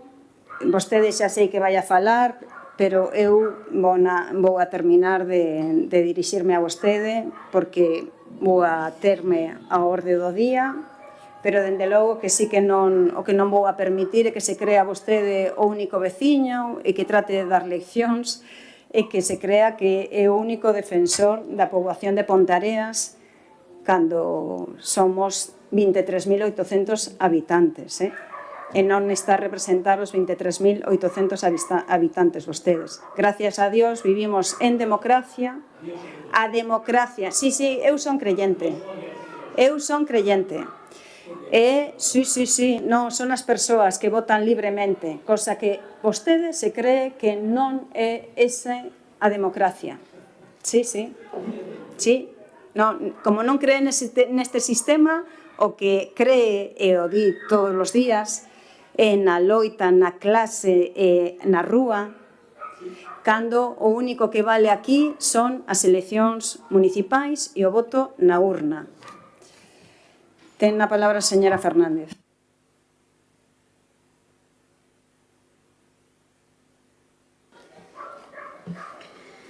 Bueno, alcaldesa, despois de escoitala, o único que vale son as eleccións municipais, non, o único que vale é chegar a acordos, entendernos, e falar e discrepar e facer uso da democracia. Sí, pero estou aquí a escoitala, non vou a dialogar. Ainda por riba que eu lle escoito, estou a escoitar o que di atentamente. En fin, atendendo ao punto da orde do día, señor concelleiro, pouco máis hai que decir despois do que vostede dixo. Se é algo que se fixo nesta legislatura, é un erro. Se é o mesmo, pero noutra legislatura, entón é unha mala xestión. Bueno, pois pouquiño máis hai que decir. Se traen aquí para depurar saldos por renuncia total ou parcial ou arquivo da subvención, por recoñecer a totalidade da concesión, pero se gastou ou se justificou menos, ou por recoñecer maior importe da subvención. Bueno, pois, en fin, un trámite máis que vostedes traen aquí, iso sí, porque as contas hai que cuadralas, concelleiro, e as contas non dan. Entón, temos que sacar de onde faga falta. Moitas grazas, señora Fernández Soaje. Señor González Carrera, vai intervir? Sí, señor Vázquez. Grazas, alcaldesa. Bueno, primeiro, señor concelleiro, leva 3 anos na Concellería de Facenda e aínda non sabe distinguir entre o que é un dereito recoñecido e un ingreso na tesorería municipal. Creo que é mellor que cando remate lle pregunte á interventora que lle diga a diferenza que vostede confunde con... despois de 3 anos aquí facendo isto. Pero, bueno, básicamente, como lle explico eu, cando hai un erro deste estilo, básicamente, supón que é un erro técnico. De feito, os informes o falan, de que é un erro na contabilidade. Eu levo a pasar por moitos concellos. En ningún político, ningún concelleiro está a toquetear a contabilidade. Non sei aquí ou se vostede o fai. Pero, dende logo, non decide ningún concelleiro o que se quita, o que se pon na contabilidade. Entendo eu. Pero, bueno, debe ser que vostede o fai. E, claro, debe estar acostumado, pero isto non é así. E, bueno, xa que estamos falando de erros, non? Que parece que, bueno, depende se o fixeron os antigos o goberno anterior, é un erro. Un erro non, é pouco menos que feito a propósito. E se o fixeron vostedes nos gobernos anteriores, pois non é. Pois imos a falar de erros. Entón, eu vou propoñer unha emenda de modificación neste asunto, que lle vou pasar á secretaria para que o teña e o poida seguir se quere. É o seguinte: esta proposta de resolución que se leva ao pleno acorda unha baixa contable dun importe de 133.645,21 euros. Pero resulta que esta cuantía non coincide con os informes que se traen tanto da Tesorería como da Intervención Municipal. O informe de Tesourería, o informe 2026-119 de 12 de xuño de 2026, conclúe expresamente que o importe son 132.000 euros, non 133.000. E aclara que exclúe unha tasa de extinción de incendios por importe de 1.213,10 euros por non estar prescrita ao terse presentado alegación sobre a mesma e, polo tanto, mentre non se resolva, non pode declararse prescrita. Perfecto. Temos unha diferenza de 133.000 euros propostos por vostede neste asunto e os 132.000 euros de tesorería, que son 1.213,10 euros. Pero aí non remata o tema. Resulta que non está aí onde se localiza esa diferenza. Debe ser que tamén de vostede tocou os números. A diferenza está precisamente no informe de intervención. O informe de intervención establece cinco importes nas subvencións que precisamente é a diferencia entre o recoñecido e o ingresado. Vale, esa é a diferenza.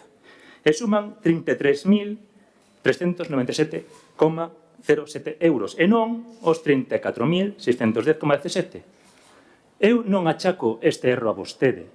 Este é un erro material que lle pode pasar a calquera. A diferencia entre vostedes e eu, polo menos, é que eu sei onde están os erros e onde está a vontade de facer mal. Entón, eu simplemente indico que este expediente, esta presente emenda, non cuestiona a necesidade de depurar estes saldos contables. Por suposto, faltaría máis. Xa que precisamente os informes técnicos establecen que se deben a erros, a cuestións que están prescritas e non pasa absolutamente nada.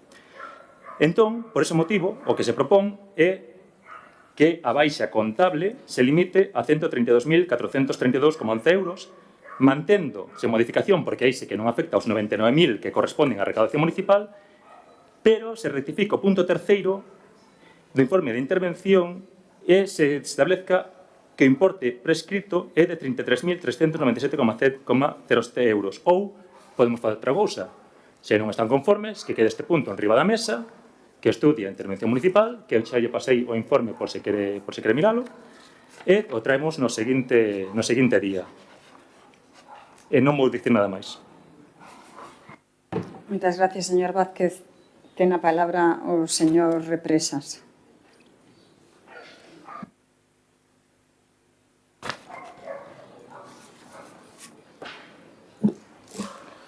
Ben, quero aclarar, porque vostedes fan unha manipulación intencionada desa cuestión de que era un erro. Non, antes de explicarlo, cando digo que foi un erro, vale, é porque o ano pasado trouxemos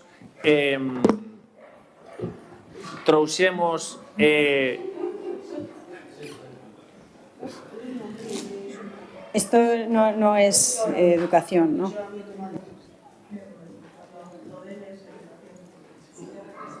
O ano pasado trouxemos ese expediente de depuración de pagos, vale? Eu recoñezo que por erro quedaron, creo que eran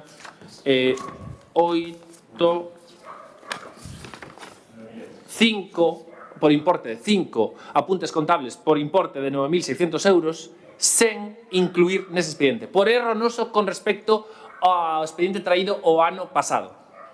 Pero sabe quen era a primeira vez que traía un expediente? Vostedes traixeron este tipo de expedientes en 8 anos? No, cero patatero. Chegamos e, revisando a contabilidade, estaba completamente desfasada. Xa lle digo, 5 millóns que decían que estaban no banco ingresados e non existían. Non existían. Vostedes non era de ano 2000 non sei canto, non. Tiveron oportunidade de subsanalo. Fixérono? No. Eso con ingresos. Con pagos, o mesmo. Recordo, o ano pasado, expediente por importes de pagos imposibles de executar por parte deste Concello por importe de 225.000 euros. Vostedes fixeron algo en 8 anos? Traxeron ese expediente a pleno? No.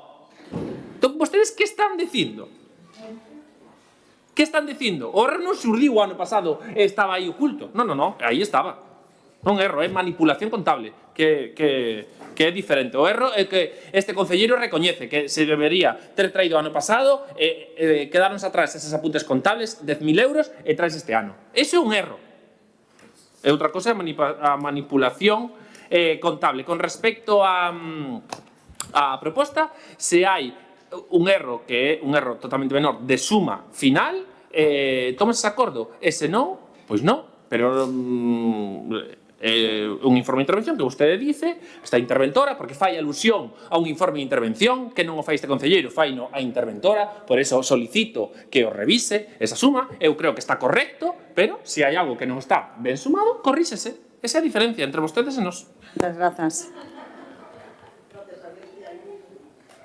Sí. Bueno, señor Ucha.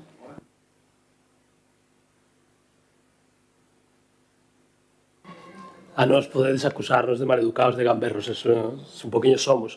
Pero, oye, comparar a educación de Xosé Carlos coa vosa, cuidado, Ojo, De verdade que só fai falta coñecervos un ratiño a cada un de vos para ver quen é agradable, quen é desagradable, quen é empático. Grazas, compañeiro, polo teu traballo, porque a verdade é que en política, pois, fai falta cousiñas así, non? Chegar a acordos, se hai persoas que saben dunha cousa, persoas que sabemos doutra, chegar a acordos e poder facer unha pontareas mellor, pero para eso se necesita humildade, escoita e empatía. O único que vale aquí son as eleccións, alcaldesa. A democracia é moito máis ampla, home. A democracia é moito máis ampla que votar cada 4 anos. A democracia, eu lle invito, de verdade, que o convite é sincero e honesto a que participe vostede nunha asamblea de Ponteareas en Común. É verdade que sería tan bonito. Eu estou, se vostede me invita a algún comité deso que facedes vos, eu vou a escoitar. Si de verdade que, pero agardo polo convite. O convite está dado. Participe vostede nunha asamblea de Ponteareas en Común e xa verá como nos organizamos, como discutimos e como chegamos aos acordos. Incluso a veces ata compartimos os petiscos e podemos chegar a acordos comendo e bailando e bebendo. Isto é bastante divertido. Nos facemos a política así, pero non só facemos en Ponteareas en Común, o facemos en todos aqueles espacios de participación directa no que participamos. Outro día coincidía con a anterior teniente da alcaldesa deste municipio, que é do Partido Socialista, e discutíamos tamén un pouco sobre modelos de participación. O Partido Socialista, creo que o Bloque Nacionalista Galego tamén, se organizan con ejecutivas e así, bueno, teñen as súas asambleas e demais. Nos, en Ponteareas en Común, hai partidos que integran Ponteareas en Común que tamén discuten con ejecutivas, pero en Ponteareas en Común temos un modelo asambleario, 100%. Todas as decisións, aínda que as traslade eu, son asamblearias. As discutimos entre todos e todas as persoas que participan no colectivo. E son abertas as nosas asambleas. Esa é a nosa forma de entender a democracia. Mellor ou peor? Non, a nosa. A que nos ofrecemos. Hai outras organizacións que se sinten máis a gusto con ejecutivas. Nos sentimos máis a gusto. A que supermercado vai vostede, alcaldesa? Eu vou a Eroski, a veces ao grande e a veces ao pequeno. A ver se algún día nos cruzamos por ali. O argumento do machismo está moi manido. Mira, alcaldesa, eu non me meto con vostede por ser muller. Me meto con vostede por ser... O que? Non sei de que me está falando. Vale. Pois nada. Pois a ver se nos cruzamos en... Vale. Non, alcaldesa, pois eso. Mira, nos atacamos ao teu discurso non por ser muller, alcaldesa, de verdade. Facémolo por representar o Partido Popular. E mira, evidentemente vostede defende a veciños, claro que defende a veciños. Nós tamén. Hai unha diferencia. Que nos defendemos os intereses da clase traballadora e vostede defende os intereses das élites económicas, de Regino e compañía. E le poñemos nome e apelidos, de Regino e compañía. E logo, os lacallos son os que a vostede lle colocan as noticias que ti desexas. Mira, a democracia se resume en integrar aos veciños e as veciñas nas decisións cotiás. E todo o que se saia dai para vostede non entra no seu marco. Sería precioso, bonito que me escoitara. A xente en casa non o sabe, pero a alcaldesa, mentras nos falamos, está falando con o seu Conselleiro de Facenda, porque o que lle contamos non interesa. A democracia, alcaldesa... No, es que leva 1 minuto e medio de maiores. Claro, pero se non me escoita... No, escoitei bastante. A primeira intervención de vostede estivo 5 minutos dedicándoma a min, en lugar de falar do punto. Agora xa rematou na segunda intervención. Levamos 1 minuto 45 segundos. A democracia entón, eu creo que ten que... A democracia é integrar as veciñas nas decisións cotiás e non únicamente votar cada 4 anos, que tamén. É o movimento asambleario que é o que defende vostede. Señora Fernández.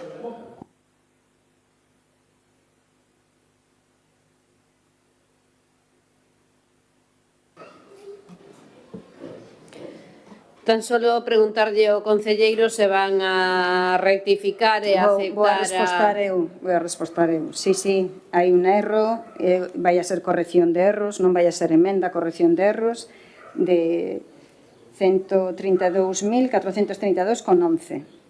E no terceiro, 33.397,07. Ben, pois entón... entendendo que nos equivocamos, verdad, Francisco Jesús? Que todos cometemos erros, verdad?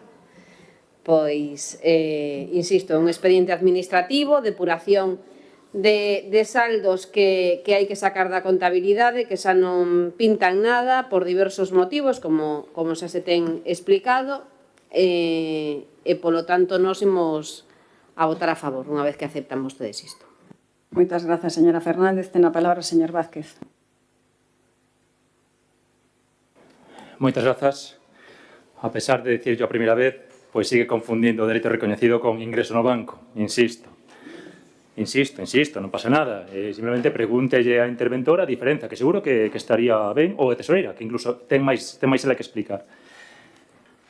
Eu, dende logo, pois o que di vostede de que, ou polo menos o intúo, de que os anteriores concelleiros estaban a toquetear a contabilidade do seu gusto, eu non sei se é consciente do que está a dicir, é un delito. Facer iso é delito. Vostede está acusando un delito a un concelleiro anterior. E non somente a delito ao concelleiro, está implicando tamén as funcionarios municipais de intervención de tesorería por deixarse e connivencia con ese delito. Así que, simplemente lle pido un pouco de mesura no que vostede di. Simplemente. Entendo que este cabreado, entendo que non lle guste que lle corrixan, perfecto. Insisto, isto é un erro, me dá igual que se trate como enmenda, que se trate como erro. O que quero é que vaya ben, como queremos calquera de nós. Simplemente que vaya ben, porque senón teremos unha cousa incorrecta. Así que, pois, nada máis. A intervención e a tesoría son entidades órganos independentes e así ben recoñecido como tal na Lei de Facendas Locais. Calquera outra intento de indicar manipulación, pois o ben o pon en coñecemento do Consello de Contas ou vai a Fiscalía a ver que lle din eles. Moitas grazas. Moitas grazas. Vaise a conectar o portátil que quedou sin batería. Moitísimas grazas polo aviso.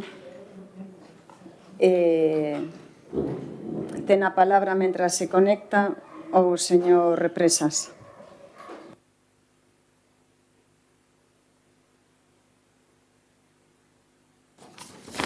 Insisto, isto chamase xestión. Xestión trae aquí depurar saldos o que non fixeron vostedes en 8 anos. En 8 anos non trouxeron ningún tipo deste tipo de expedientes a pleno.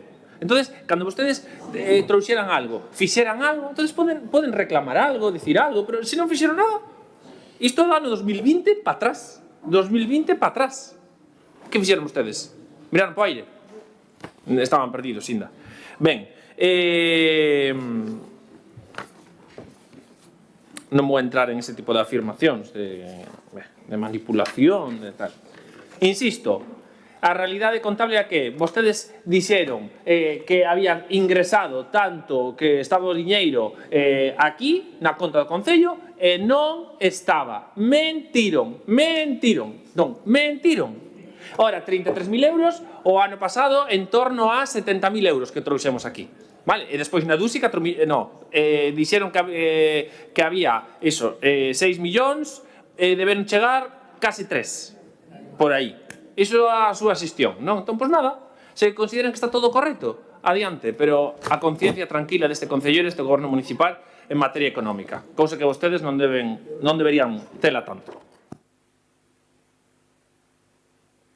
Moitas grazas, señor Represas.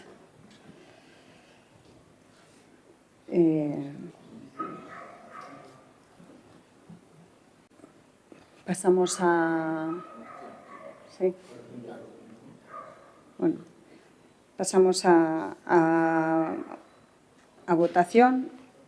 De todas as maneiras, o señor Represas, igual que eu, e imagínome que todos vostedes, para poder estar aquí na alcaldía ou nas concellerías, non teñen por que ser licenciados en económicas. O importante é rodearse de xente que controle, facerlle caso e ter un bo asesoramento. Por iso... Sí, espere. Vamos a ver, por iso mesmo. Entón, nos recoñecemos o erro, o admitimos. Isto non é cuestión de orgullo ni nada diso. Recoñecemos o erro, o admitimos, e por iso non se leva a enmendas, senón que se recoñece o erro e se corrixe. Pasamos entón a votación. Votos a favor, abstencións. Bueno, como son as 10 da noite, facemos un descanso, pero xa anuncio, presentaron vostedes unha moción de urxencia por parte do Bloque Nacionalista Galego e como a seguinte xa é a de Pontareas en Común sobre el LGTBI, pois a tratamos conxuntamente, vale? Moitas grazas.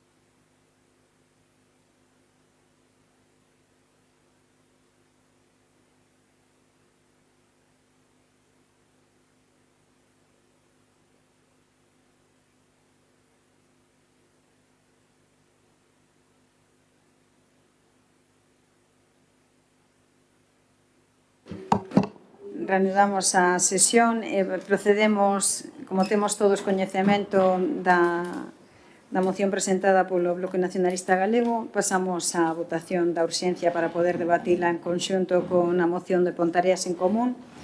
Votos a favor da inclusión.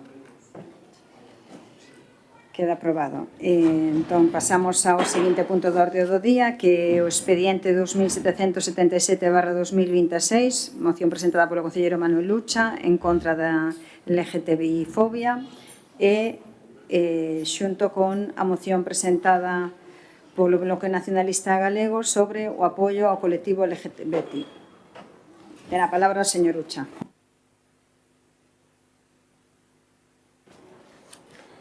Boa noite de novo a todos e a todas. Esta moción que viña xa para o anterior pleno intenta reivindicar o 17 de maio, pero non só reivindicar o 17 de maio, sino colocar encima da mesa unha realidade que está sucedendo en Pontareas e en outros moitos lugares do país. Estamos volvendo aos armarios e estamos volvendo a arrinconarnos e estamos volvendo a sentirnos non orgullosos dunha sociedade diversa. Isto é tremendamente perigoso. Para mostra o que sucedeu en Pontareas cunha bandeira LGTB que se pintou nunha rúa e que foi vandalizada, e o que está sucedendo sistemáticamente con todos os dereitos conquistados polas persoas e polo colectivo LGTB. O 17 de maio non só é unha data, sino que é unha reivindicación da vida. É unha reivindicación da felicidade, é unha reivindicación do importante. Durante moitísimos anos e en moitos lugares sigue sendo delito visibilizarse dentro do colectivo, incluído neste Estado, donde o partido mayoritario do Congreso dos Deputados e das Deputadas vota en contra da lei trans, por exemplo. A realidade é que o colectivo trans, especialmente vulnerable, está carente de apoio por parte dun dos partidos políticos que goberna este municipio. E a realidade é que Ponteareas, máis alá de símbolos, valeiros, moitas veces, carece dunha política fonda dos dereitos LGTB. A realidade sigue sendo que seguimos sin mirar persoas pola rúa bicándose, persoas pola rúa agarradas, persoas nos patios escolares reivindicando as súas condicións. Aquela persoa que visite calquer instituto de secundaria de Pontareas poderá descubrir que hai moitas parellas heterosexuais con mostras de afecto nos recreos, pero non hai ningunha parella homosexual con mostra de afecto nos recreos. Isto pode parecer unha anécdota, pero isto simboliza claramente cal é a realidade. Ben sabedes que eu estou nas aulas, ben sabedes que convivo con adolescentes todos os días, e ben sabedes que reivindico que a educación é o motor de transformación das sociedades. Os e as mulleres e homes que pertencen ao colectivo LGTB e tamén aquelas e aqueles que non se vinculan con ningún dos dous xéneros sofren discriminación en moitos lugares, pero especialmente nos institutos. Esta moción ven a visibilizar unha vez máis que ou nos poñemos en serio con este tema ou realmente recuperamos a calidade democrática das nosas sociedades e recuperamos a alegría de ser diferentes e diversas, ou vamos outra vez condenadas a donde estivemos durante moitos séculos. Eu sempre lle digo ao meu alumnado que agora mesmo estou heterosexual, non sei o que son, porque non sei o que vou a pasar dentro de uns anos. Ahora mesmo teño unha relación heterosexual e reivindico estes conceptos de poder sentirse libre, porque o Manuel, de 15 anos, seguramente non tivo as oportunidades de poder descubrir outros camiños, porque as sociedades non estaban preparadas para iso. As sociedades agora tampouco están preparadas para iso. Vivimos un lapsus moi pequeniño nas nosas democracias onde o colectivo parecía ter ou contar con moitos dereitos, pero desgraciadamente xa non é así. Por todo isto, pois reivindicamos 4 acordos que se basean basicamente na visibilidade do símbolo nas propias institucións públicas, desde a bandeira LGTB no balcón do Concello, algo que parece que lle molesta ao goberno local. Ademais, garantir a formación do persoal das administracións públicas, que moitas veces sabemos que carecen de formación específica para atender estas necesidades. E, ademais, de colaborar e exixir a Xunta de Galicia que os protocolos sexan efectivos e que se coloquen onde teñan que colocarse e comprometerse a impulsar campañas de sensibilización e difusión e formación, que é certo que quizáis este dos puntos que máis se fixo, pero todavía insuficiente. Dito isto, eu creo que isto é seguramente das cousas máis importantes das que falamos hoxe. E, desgraciadamente, creo que o goberno local coloca máis importancia nos puntos anteriores que en puntos como estes. E pouco máis que decir, viva a xente e viva a diversidade. Señor Ucha. Señora Fernández. Ben, presenta do bloque a súa ou non? Debatimos conxuntamente. Vale. Sí. Pero vostedes non... Ai, perdón. A ver. Non a coñecen? No. Pero... vamos a... Espera un momentiño. ¿Cuál es? Sí, pero bueno, si le sacan una foto, ya está. ¿Ah, sí? Vale.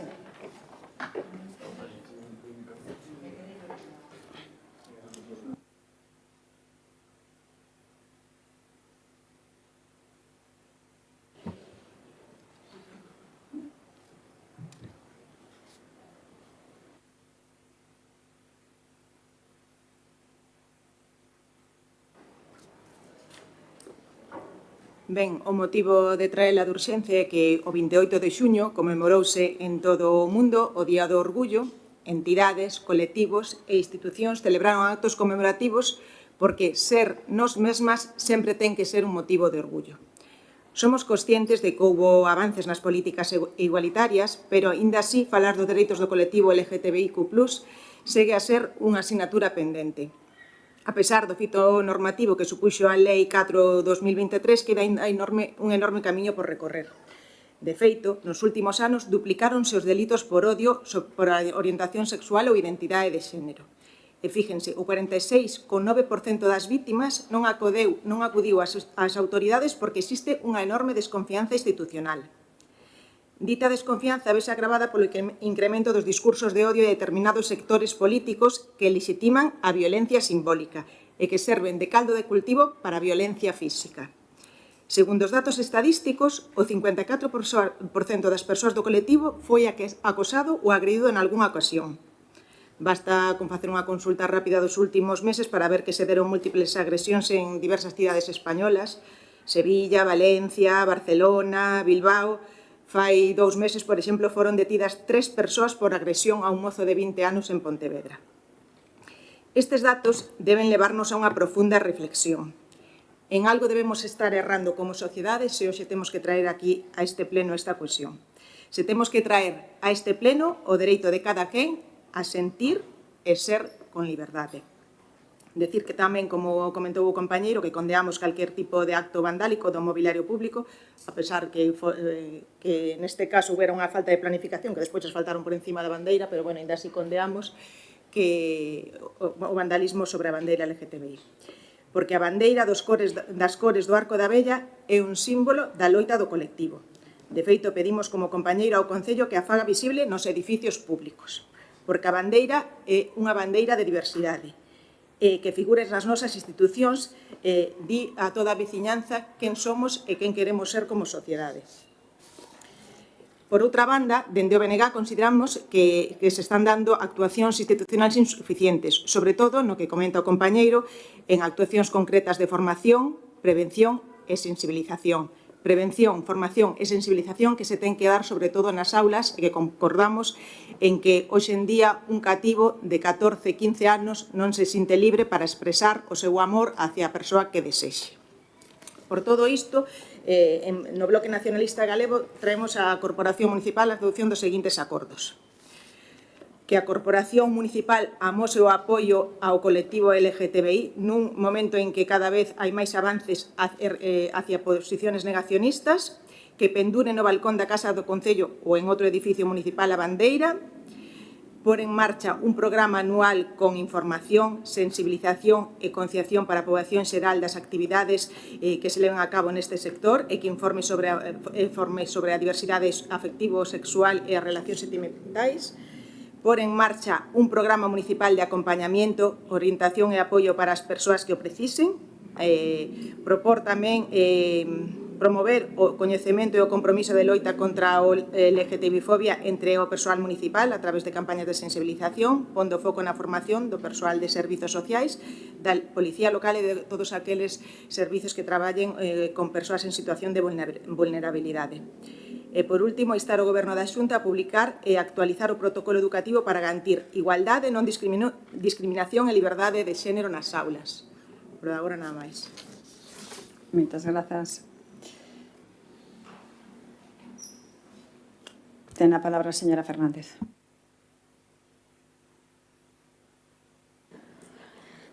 Ben, pois sí, evidentemente estamos na moción máis importante que traemos hoxe ao Pleno.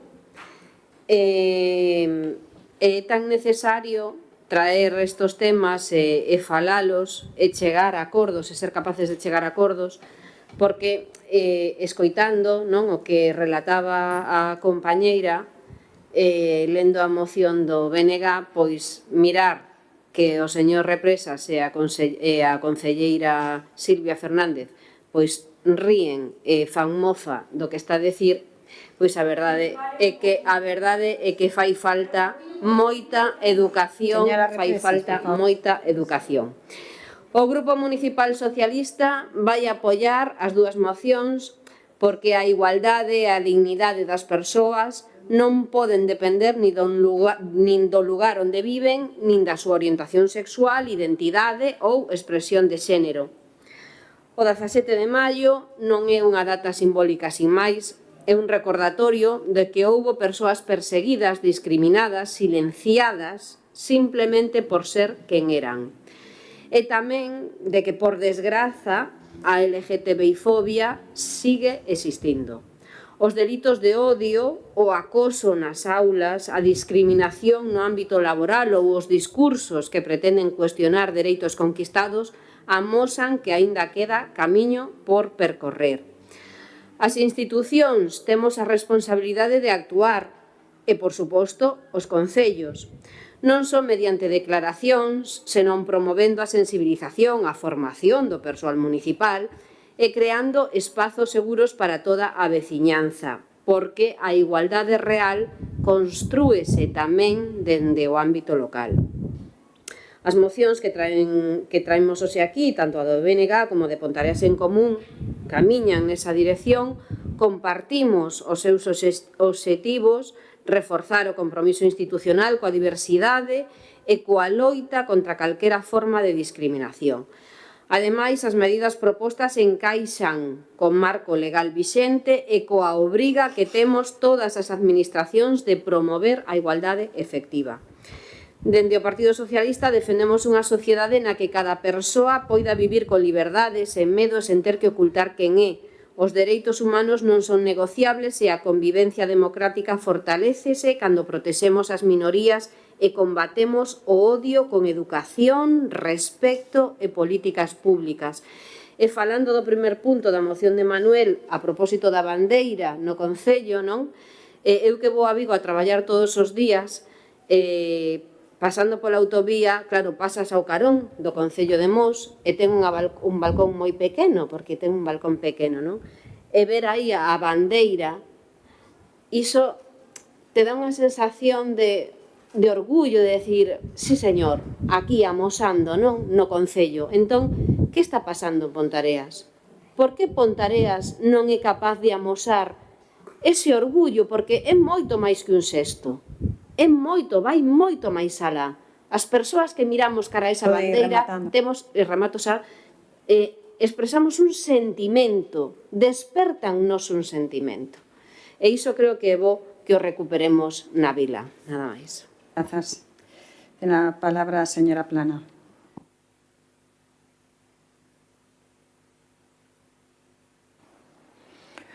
Boas noites. Compartimos plenamente o sentido desta moción, non?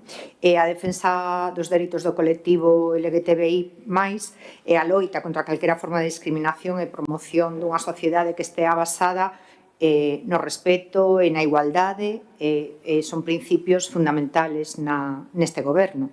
Coincidimos en que é necesario avanzar en sensibilización e formación tanto dos veciños e veciñas como do persoal municipal, colaborar con centros educativos no desenvolvemento de campañas que contribúan a previr condutas de odio e a protexer a xente que sea de outra forma o convencional, se queremos chamarlle así.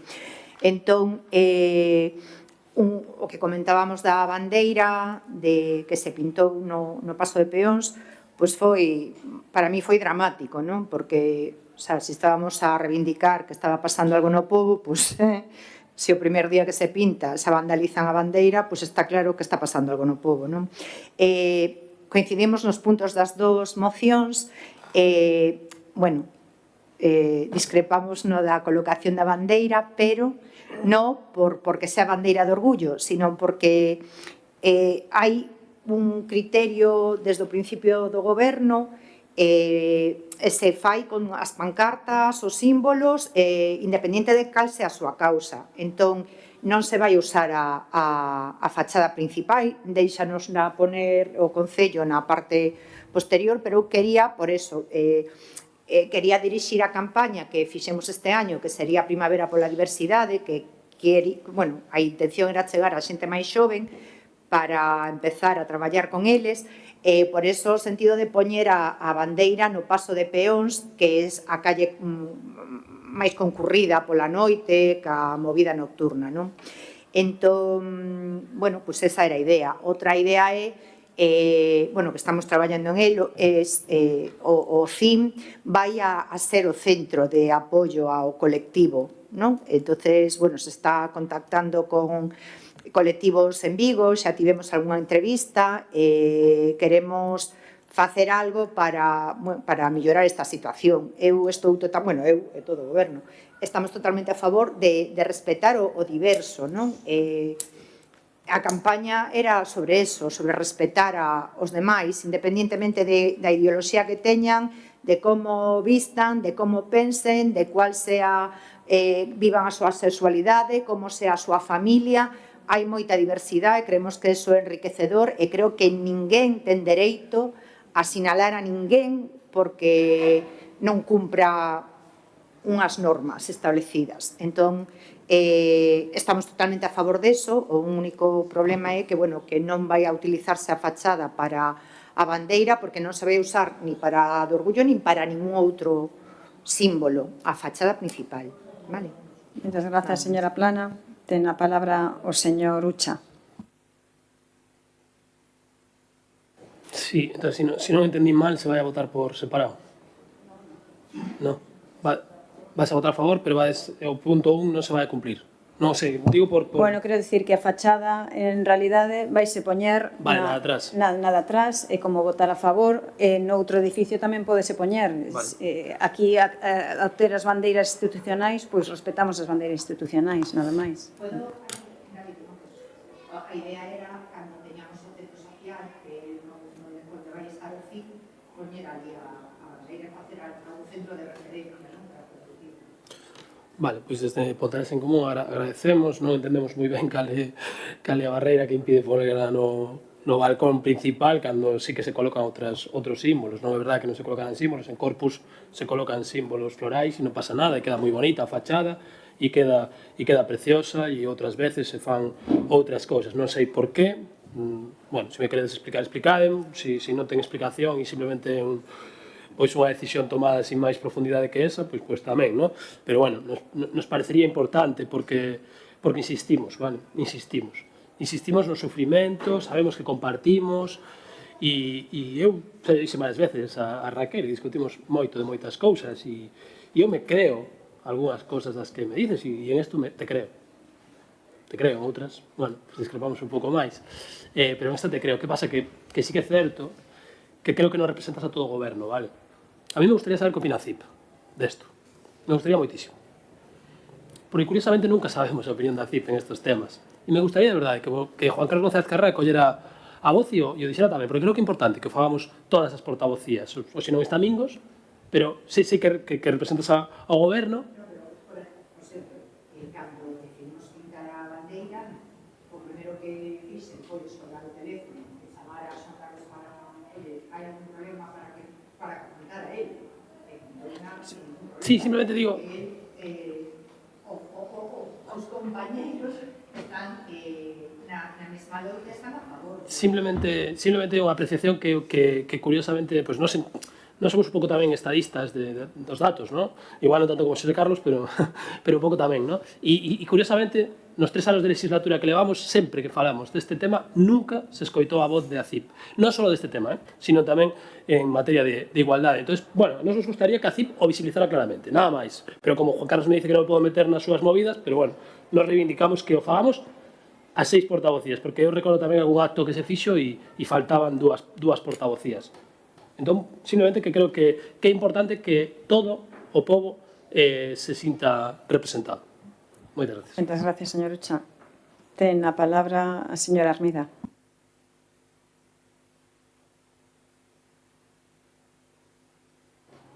Bueno, agradecer que concorden con nós na maior parte dos puntos da moción, porque, bueno, vostede máis eu, que traballamos no eido social, sabemos que esta parte da sociedade, o sea, a defensa do benestar e da vida das persoas debería ser o centro das políticas. Nada vale construir edificios valeiros e despois non nos preocupamos do benestar da nosa xente, non?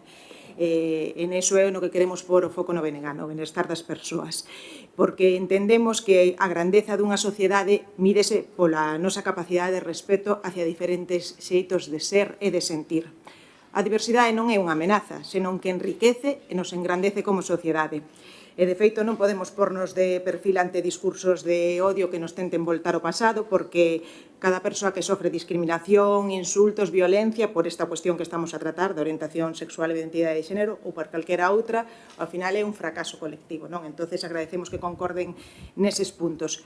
Con respecto da bandeira, non entendí moi ben, non se vaya por aí, molas por atrás, ímola por noutro edificio, pero en realidade ou eu non me enterei ou non se puxo, porque o 28 foi o domingo, non? En todo caso, como ben comenta o compañeiro Manuel, noutros actos, pois, por exemplo, como cando foi a conmemoración da Volta Ciclista dos 100 anos de Álvaro Pino, si se puxo dos 80, perdón, 40, non sei, sí que se puxo unha pancarta, como lle querades chamar unha faixa, pois conmemorando isto, non? Entonces entendemos que se hai vontade se podría pôr na fachada principal, ademais que a bandeira non é simplemente un xesto, é un símbolo da loita dun colectivo, entonces que mellor maneira de apoialos nós como entes públicos que polo na parte máis visible do noso concello, non? En todo caso, se non se puxo este ano, pois pedimos que noutros anos, pois en calquer edificio municipal se poida pôr. Señora Fernández.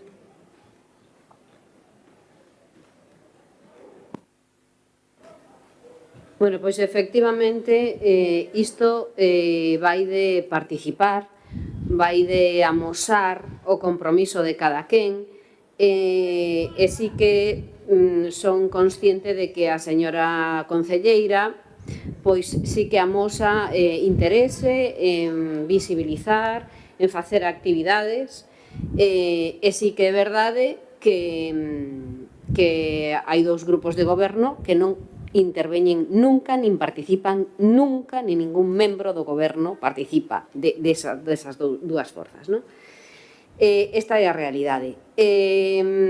Bueno, creo que hoxe adiantamos algo, pouquiño, pero algo adiantamos a que polo menos a bandeira poda ondear en Pontareas, non? Lamentablemente, pois queda relegada a parte de atrás do edificio, non? Non vai na fachada, vai pola parte de atrás, vai en segundo plano. É lamentable porque a bandeira para min é sentimento. É así. Pero bueno, que polo menos algo avanzamos. Gracias. Moitas grazas, señora Fernández. Ten a palabra a señora Plana.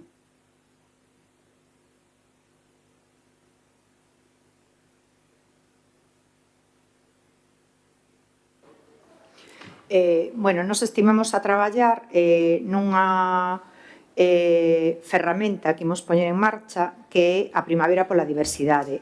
Queremos recoller aí todo o tempo que transcurre desde o 17 de maio ao 28 de xuño e facer aí pois, bueno, pois actos ou actividades relacionadas con esta defensa da igualdade. Non?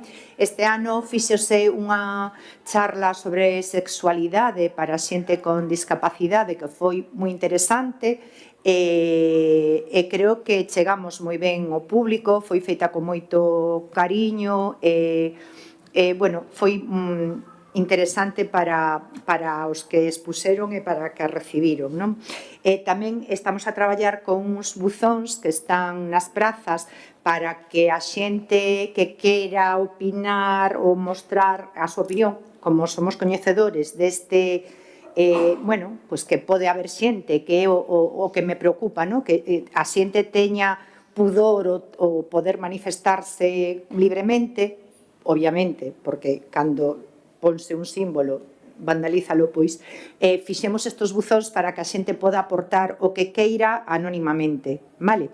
E despois está tamén en marcha un concurso de fotografía, tamén porque, bueno, pois hai xente que pode captar con unha imaxen moito e transmitir moito, estamos traballando tamén con ello. Empezamos a funcionar co Arco da Vía Virtual, que era pois como punto violeta virtual que fixéramos para o tema da muller, pois agora tamén para toda a información para o colectivo e tamén iremos aos comercios e aos locais de hostelería para buscar, bueno, pues para reconocer espacios amigos del colectivo, ¿vale?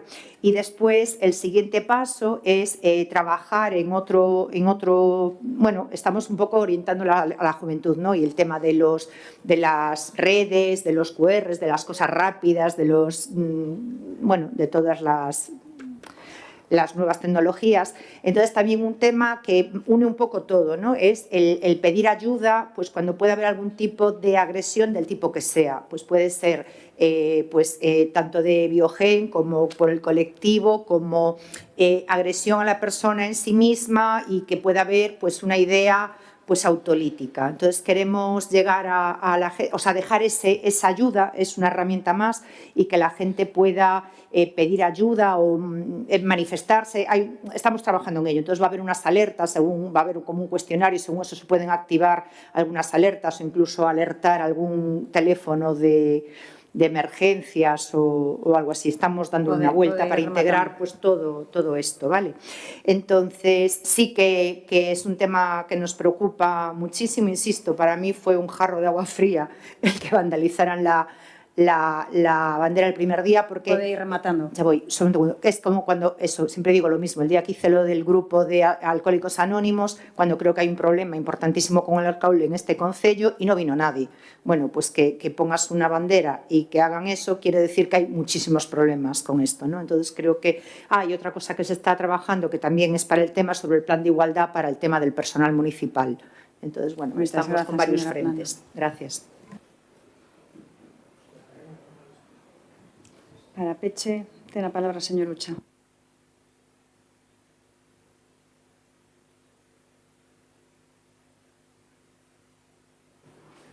Nada, simplemente reiterar el agradecimiento y lamentar pues que nos vamos hoy otra vez sin saber qué opinan os outros grupos políticos y nada máis. Pero bueno, que todo sexa benvido, seguramente insuficiente, pero que Ponteareas polo menos sexa ou intente ser un oasis de diversidade, porque detrás de todo isto que falamos hai moito sofrimento e hai moitas realidades que non merecen ser vividas, desde realidades individuais a realidades colectivas, e eu creo que amar é tan bonito que non merece a pena que non se poida facer, non? Moitas grazas, señor Ucha. Pasamos á votación. Votos, en primeiro lugar, de a moción de Ponteareas en común. Votos a favor? Apróbase por unanimidade. Pasamos agora á votación a moción do Bloque Nacionalista Galego. Votos a favor da moción? Apróbase por unanimidade. Pasamos ao seguinte punto, que o punto número 8, expediente 2863, moción presentada polo BNG, relativa á defensa das traballadoras e contra a criminalización das baixes laborais por parte do Goberno da Xunta. Ten a palabra a señora Fernández.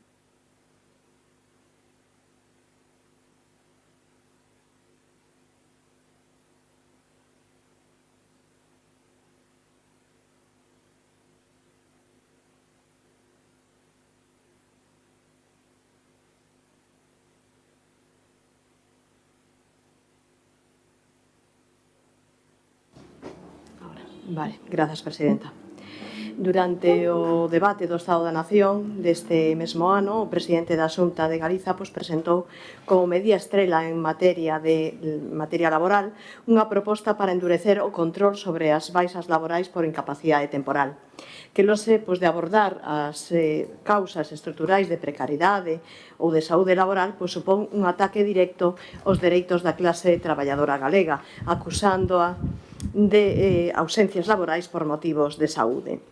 E as palabras de Rueda supuseron, ademais, un ataque insultante, cuestionando a súa honestidade, tratando ao persoal médico como cómplice dun suposto fraude.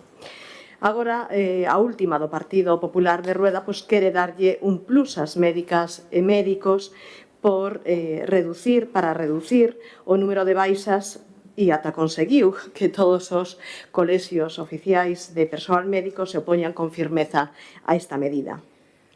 E nada máis lonxe, xa que, segundo os datos da IREF, que é a Autoridade Independiente de Responsabilidade Fiscal, Galiza é a segunda comunidade autónoma con menor índice de baixas laborais de todo o Estado, 27,7 baixas por cada 1.000 afiliados, fronte aos 36,8 por cada 1.000 no Estado. Ademais, a metade das baixas non chega a 15 días de duración e as que máis aumentan desde 2017, sempre segundo as cifras deste organismo da IREF, son as de menos de 3 xornadas que, polo tanto, non serán dereito de prestación, é dicir, vai a conta dos traballadores e traballadoras.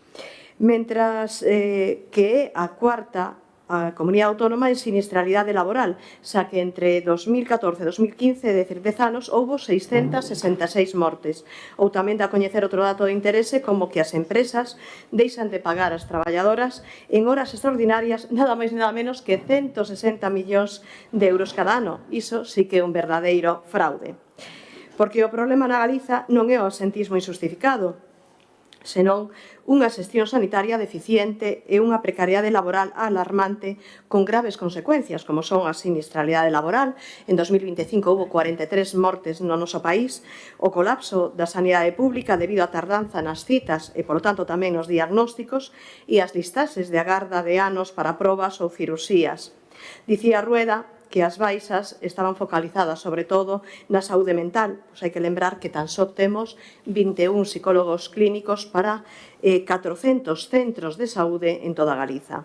E isto ten consecuencias, directamente a privatización encuberta utilizando o colapso sanitario para derivar competencias e recursos cara ás mutuas privadas, que, por certo, son pagadas pola patronal, para que controlen e deciden cando unha persoa está lista para dala de alta laboral. O Partido Popular pretende así minguar os seus dereitos, os dereitos da clase traballadora, en lugar de elaborar un plan que remate con eses accidentes laborais ou reforzar os recursos de atención privada ou da sanidade en xeral. Por todo isto é que traemos dende o BNG a este pleno municipal os seguintes acordos. A Corporación amosa o seu rexeitamento á proposta irresponsable da Xunta de Galiza de endurecer e dificultar o acceso ás baixas laborais por considerar que criminaliza de xeito injustificable a clase traballadora galega.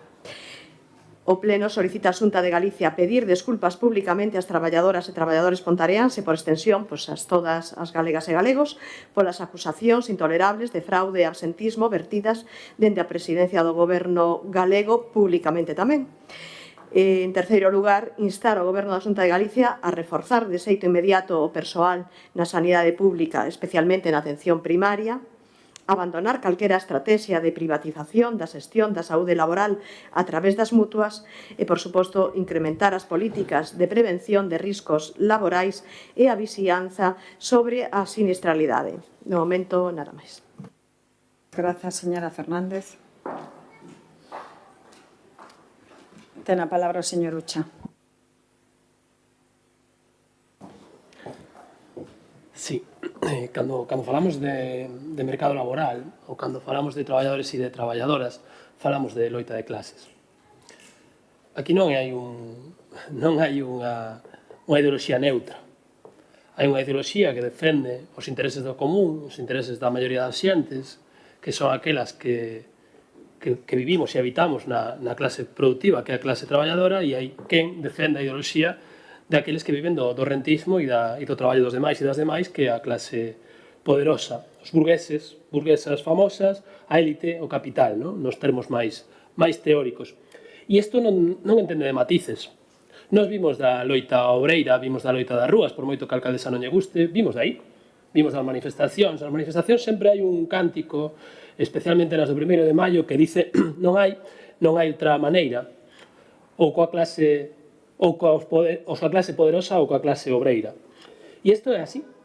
Non hai cuestión de posicións neutras. Ou te colocas un lado ou te colocas no outro. E o Partido Popular leva décadas colocado nos defensores do capital. Tamén agradecemos que o Bloque Nacionalista Galego fale de clase traballadora.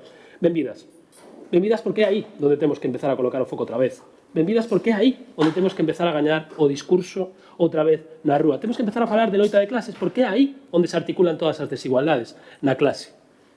E eu sei que isto non é electoral, porque falar de clase traballadora é impopular, falar de clase obreira é impopular, e as teorías socialdemócratas e as teorías menos radicais de esquerdas asumiron ese discurso da élite de falar de clase media, de falar de eses conceptos neutros que non existen. Non existe unha clase media, existe unha clase traballadora. E dentro desas clases traballadoras existen persoas que llevan mellor a veces e llevan peor a veces, pero é clase traballadora. E non hai clases medias, non existen. Hai clase traballadora e clase burguesa. E esa xente defende a burguesía. Esta moción que presenta, esta proposta que presentan no Parlamento Galego, evidentemente non é do Partido Popular, é dos satélites do Partido Popular, é dos que realmente mandan no Partido Popular, que son as élites económicas. As élites económicas non toleran os dereitos dos traballadores e das traballadoras. E, por lo tanto, queren exprimir a través do medo para que os traballadores e as traballadoras, cando vayamos a pedir unha baixa, teñamos medo. E para que as médicas e os médicos teñan medo. E así impregnar un discurso falso que é a criminalización dos dereitos de clase. E un discurso falso de que o problema do mundo laboral son as baixas laborais. O problema do mundo laboral se chaman mortes por accidentes laborais. No Estado español faleceron no ano 2024 741 persoas en accidente laboral. Repito o dato, 741 persoas. No ano 2025, 735. E no que vai de 2026, 257. Se en lugar de falar de accidentes laborais falásemos de calquer outra realidade, isto sería un auténtico escándalo. Hai moita xente que nos llevamos a vida cada vez que vamos a traballar. Por malas condicións de traballo. E esta é a realidade. Porque está o productivo por riba da vida. No que vai de ano, 257 mortes no Estado español. Reitero o dato. O problema está aí. Non está nas baixas laborais.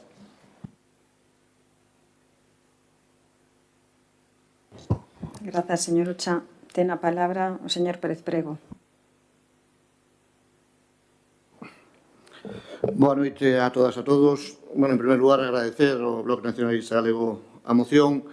Eu creo que a desvergonza coa que últimamente actuou o Partido Popular pois levouno a cometer non a torpeza, sino a ser a voz do seu amo, que é a patronal deste país, donde quere desviar o foco que evidentemente os sinala, como é a falta de prevención de riscos laborais nas súas empresas, como é os altos ritmos de productividade que están detrás de moitas das lesións que teñen as traballadoras e os traballadores, e que hai unha falta clara e concreta de prevención de riscos laborais. Como ben decía o compañero de Pontallas en Común, estamos falando de que todos os días 2 persoas non volven á súa casa. Esta é a realidade. Como ben decía, xa nos hemos acostumado a estes datos tan fríos, pero tan dramáticos para moitas familias que todos os días ven como un dos seus seres queridos non chega á súa casa despois dunha longa e dura, probablemente, xornada laboral. E aínda por encima, o goberno do Partido Popular en Galicia quere facelos sentir culpables de cando seguramente en moitos casos chegan a límites insospeitados para coller unha baixa, moitas veces, porque detrás de un proceso de IT hai unha merma de salario e, por lo tanto, de economía real que sufren as familias, se oculta todo ese iceberg que transita por debaixo do mundo laboral que está precisamente na falla de prevención de riscos laborais que leva a unha situación insostible para o mundo do traballo. Evidentemente, non vamos a ser inxenuos, seguramente que hai traballadores e traballadoras que mal utilizan esa situación, pero esa é a anécdota. E vostedes queren facer da anécdota a categoría de un problema de país. E un problema de país é que somos a cuarta comunidade con maior mortalidade no mundo laboral. É unha das menos poboadas. Por lo tanto, estamos a falar dun problema serio que non se resolve acusando aos traballadores e aos médicos e ás médicas. Porque os traballadores non se recetan eles a súa IT, non firman eles o seu parte de baixa. O firma un facultativo, que eu estou convencido, estou seguro que conta coa maior das profesionalidades cando emite unha baixa. Pero que está detrás de todos estes procesos? Pois en moitos casos, ou nunha gran maioría, o desmantelamento da sanidade pública, donde hai traballadoras e traballadores que queren reincorporarse ao seu posto de traballo con lesións musculoesqueléticas que levan meses esperando a ser atendidos por un traumatólogo. Meses e meses. E ese é o verdadeiro problema.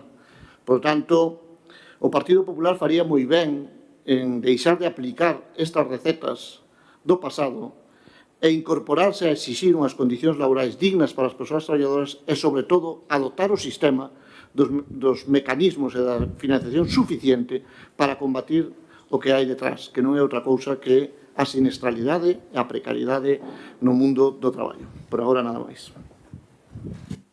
Moitas gracias, señor Fernández Prego.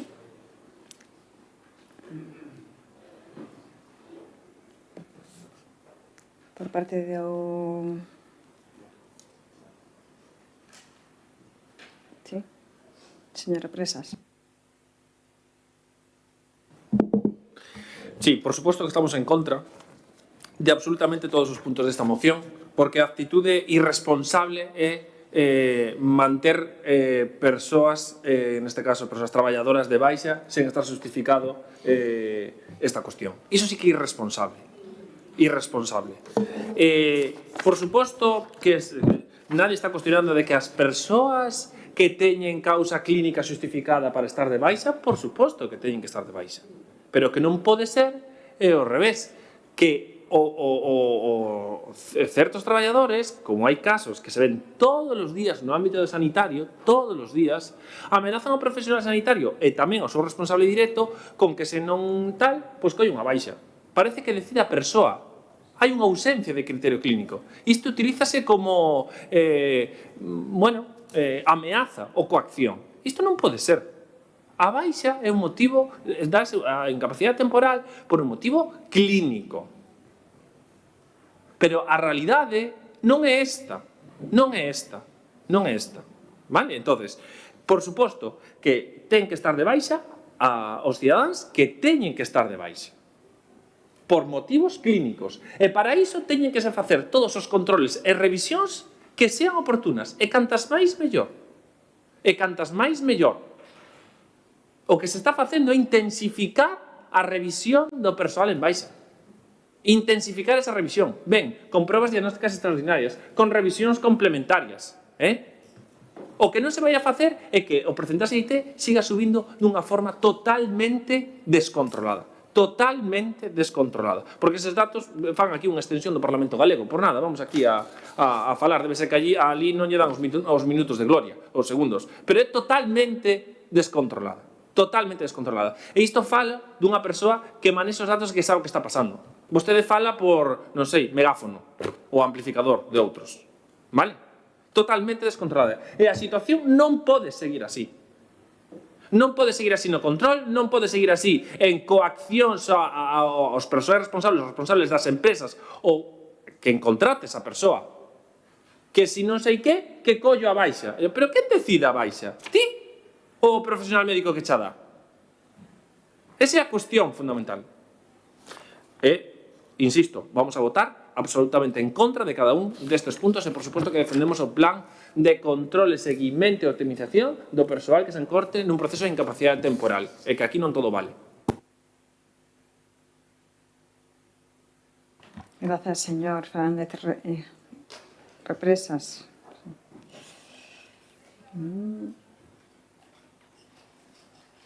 Ten a palabra a señora Fernández. Ben, o Partido Popular a este respecto está desatado, é certo, pero vostedes tamén. Vostede é o vivo exemplo desa euforia, non sei de que tipo, porque estaría ben que vostede que lle dice aos demais que temos algunhas enfermedades, cando teña este algunha, a ver que vai pasar. A ver a quen vai a acudir para que lles dé a correspondente baixa, para que o traten como corresponda, para que lle fagan as probas que sean pertinentes e que non pedirá o favor para que lle adianten a cita. E se non, rematará na consulta privada de algún amiguete ou amigueta, verdad? Eso que fan vostedes, eso que fan vostedes. Por eso lle importa tres pitos como se atopa a xente traballadora. Si está ben ou non, de que tratan as persoas? As persoas que collen a baixa son vagas e maleantes. E aparte, teñen ausencias laborais injustificadas, non? Teñen unha baixa médica, que se supón que un médico estará facendo o seu traballo, ou está defraudando. Está defraudando todos os médicos. A ver, de verdad que o que hai que ter empatía pola xente que está sufrindo e que o está pasando mal ou que ten algunha enfermedade que conleva unha baixa laboral. Que máis quixeran? Mire, eu llevo a por un exemplo de unha veciña de Pontareas, dunha parroquia, que, bueno, pois no ano me vai a deixar falar. Me vai a deixar falar ou ten algún problema? Quere os minutos de gloria? Todos, para os seus e os meus. Vale. Mire, unha persoa, unha veciña de Pontareas, dunha parroquia, que está de baixa de enfermidade desde o 12 de setembro de 2023. Lle deron a baixa de enfermidade. Cun problema de xeonllo no como este, hai así. Ese é un caso en concreto, para que vostede non diga que eso non é certo. Falarei o que a mí me apeteza no meu tempo, vale? Ben, despois, 8 meses despois, lle deron o diagnóstico de traumatoloxía o 28 de maio de 2024, que é a data con que lle incluyen na lista da garda para realizar a operación. A pensión de incapacidade total por enfermidade común lle tuveron que dar o 7 de febreiro de 2025, porque ata entón aínda non estaba operada. E a día de hoxe, casi 3 anos despois, sigue sin operar. Na súa casa, cosa e sin poder facer a súa actividade diaria. Vostede non pensa que esa persoa non podería estar realizando o seu traballo laboral, que non querría, que quere estar na súa casa cosa e sin poder facer prácticamente absolutamente nada, cun bastón ou unha muleta? Pero vamos a ver, que tipo de persona é vostede? Vostede non é, sinceramente. Moitas gracias, señora Fernández. Ten a palabra o señor Ucha.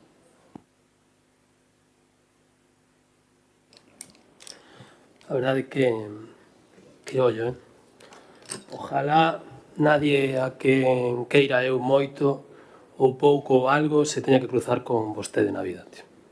Ojalá. Ojalá vostede a verdade que representa o peor que hai na política. As súas palabras demostran non só inconsciencia, sino clasismo en estado puro. Eu levo escoitado moito de vostede durante estes 3 anos, moitísimo. E é certo que ás veces tú dubidas, ¿no?, de si todo será verdade, si haberá hipérboles e demais, ¿no? Pero cando unha, dúas, tres, catro e todas as persoas que se cruzaron en algún entorno laboral con vostede en algún momento da súa vida coinciden, é que hai un problema. Nesa bancada hai traballadores e traballadoras. Nesta bancada hai traballadores e traballadoras. E vostede o que representa é o capital. Mira, sabe vostede que é isto? Sabe vostede que é isto? Son 5 lápices. Se eu collo un lápiz, o vou a romper. Relativamente fácil. Pode vostede facer o exercicio con a cerilla, se quer. O rompe. Se collo os 5 xuntos, por moita forza que aplique, non os vou a romper. Sabes que é isto? Un sindicato. E sabes para que existen os sindicatos? Para parar a xentuza como vostede. Para parar a xentuza como vostede. Vostede é un criminal. Os traballadores e as traballadoras deste país levan décadas sufrindo nas súas carnes o que dixo o compañeiro, que é sufrimento por culpa dun mercado laboral que só busca o beneficio empresarial. A maioría dos problemas deste país derivan de situacións de precariedade laboral. E vostede ven aquí a insultar aos traballadores e as traballadoras. Vostede é xentuza. Muchas grazas. No va a constar criminal en acta. Ten a palabra o señor Pérez Prego.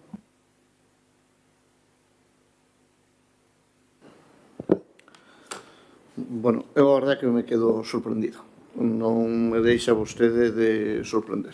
Eu non lle vou a por ningún calificativo. Creo que se califica vostede mesmo coas súas maneiras de responder e de falar, porque eu creo que era relativamente hasta sencillo dentro da gravidade que ten apoiar unha medida como a que plantea o presidente Rueda, decir, casi o que dixo ao final, que vostedes consideran que hai que mellorar o sistema para combatir as baixas, etc. Pero o que dixo ao principio realmente é alucinante. Demostra que o mundo laboral fora da administración pública, que non vou a dicir eu que non hai xa riscos laborais, nin precariedade, que hai, igual que no entorno privado, sí que ten unha distinción co mundo laboral privado, non?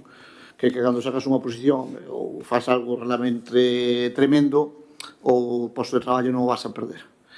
Pero nunha empresa privada lle podo asegurar eu que do que vostede fala é ciencia ficción. Ciencia ficción. O sea, isto, de que quen ten a capacidade de despido é o empresario. Neste país o despido é libre, non nos engañemos, é pagado, mal pagado, pero é libre. Non nos vamos a engañar.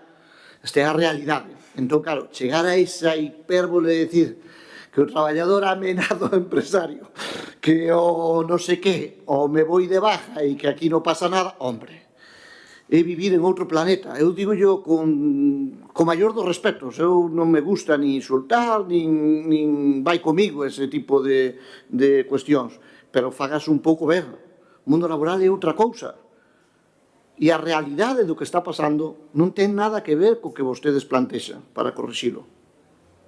E isto é así. E nin todos os empresarios son uns demonios, pero nin todos son fantásticos, como aquí alguén pretende trasladar.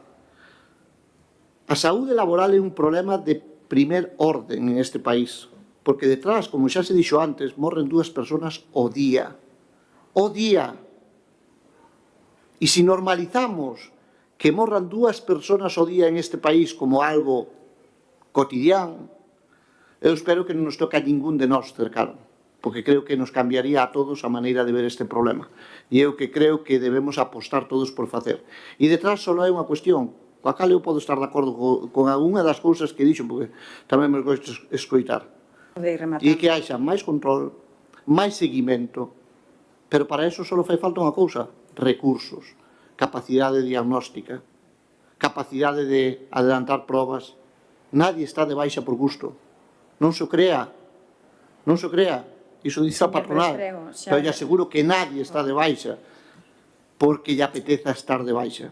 Por lo tanto, creo que sería convinte que analizase as súas reflexións e que, bueno, pois faga un examen de conciencia con respecto ao que dixo ao principio, que creo que é bastante revelador.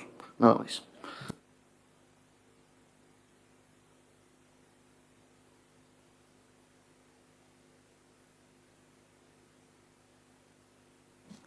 Ten a palabra o señor Represas. Sí, completamente reafirmo completamente o dito, profundamente convencido. Profundamente convencido. Profundamente convencido. E o que dixen é que a Xunta que está apostando é por un plan de mellora do control e seguimento dos procesos de incapacidade temporal. Iso que significa? A xente que está en procesos de incapacidade temporal fálselle revisións extraordinarias para valorar clínicamente a súa continuidade ou non. Vostedes, a propósito dun caso, a señora, a propósito dun caso, conta un caso de que, que critica que non se lle fan probas, por iso está de baixa. Pero creo que non me escuitou. O plan de incapacidade temporal da Xunta de Galicia é facer revisións extraordinarias e probas complementarias extraordinarias para ratificar ou non e controlar, facer un mellor seguimento do proceso de incapacidade temporal. Iso é o que?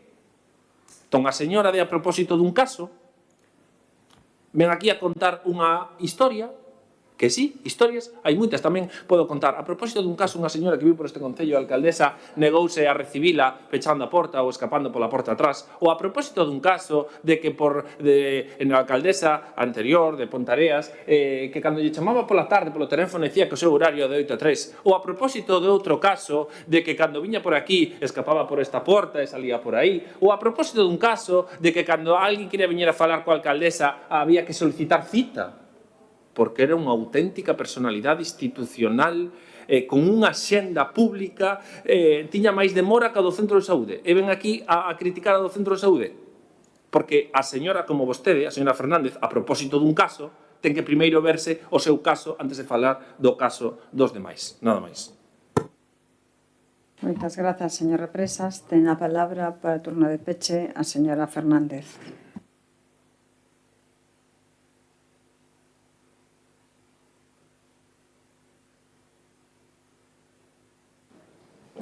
Eu creo que o seu propio caso ten que facelo ver, ten que facelo ver porque realmente está mal de verdade. Mire, quen mata é un asesino, pero quen provoca as mortes dos demais ou quen as permite, pois exactamente o mesmo. E o Partido Popular aquí está pois inutilizando, anulando, desmantelando a sanidade pública, que ao final a que provoca que a xente este de baixa porque non é atendida. E esas revisións extraordinarias vostedes como as queren facer? Coas mutuas, verdad? Que solamente van a valorar se ese traballador ou traballadora pode ir a traballar, pois ao mellor a rastro. Bueno, non, o que ten esa xente o que hai que recuperala, porque o que lle interesa a todo o mundo é que vaya a traballar, pero a eles mesmos tamén. E para iso o que necesita é ter as citas aceitadas, que os atenda, que lle fagan os tratamentos a tempo necesarios e que despois os incorporen ao seu ámbito laboral, que non seguramente se recuperan da súa enfermedade seguro que non terán ningún problema máis. Cada día que pasa para un traballador que espera por unha proba, por unha consulta, por un diagnóstico, é un día máis que enriba empeora, o que termina sendo nula a súa capacidade de recuperación. Así que iso é o que pedimos, E para iso o que hai é que reforzar o cadro de persoal que se teñen nos centros de saúde, nos hospitales e nas especialidades, para que podan ser atendidas debidamente. Non pasarlle o morto á mutua, que encima é privatizar. É privatizar algo que vostedes teñen que dar desde un servicio que é público. Nada máis. Moitas grazas. Pasamos a votación. Votos a favor da moción. Abstencións. Votos en contra.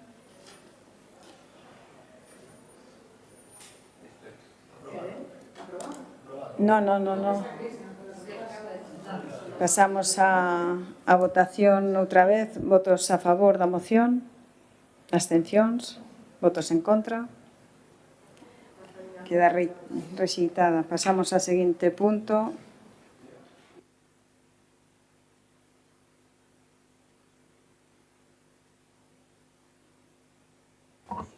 Moción presentada polo concelleiro Manuel Lucha relativa á creación dun plan de vivenda de promoción pública no Concello de Pontareas.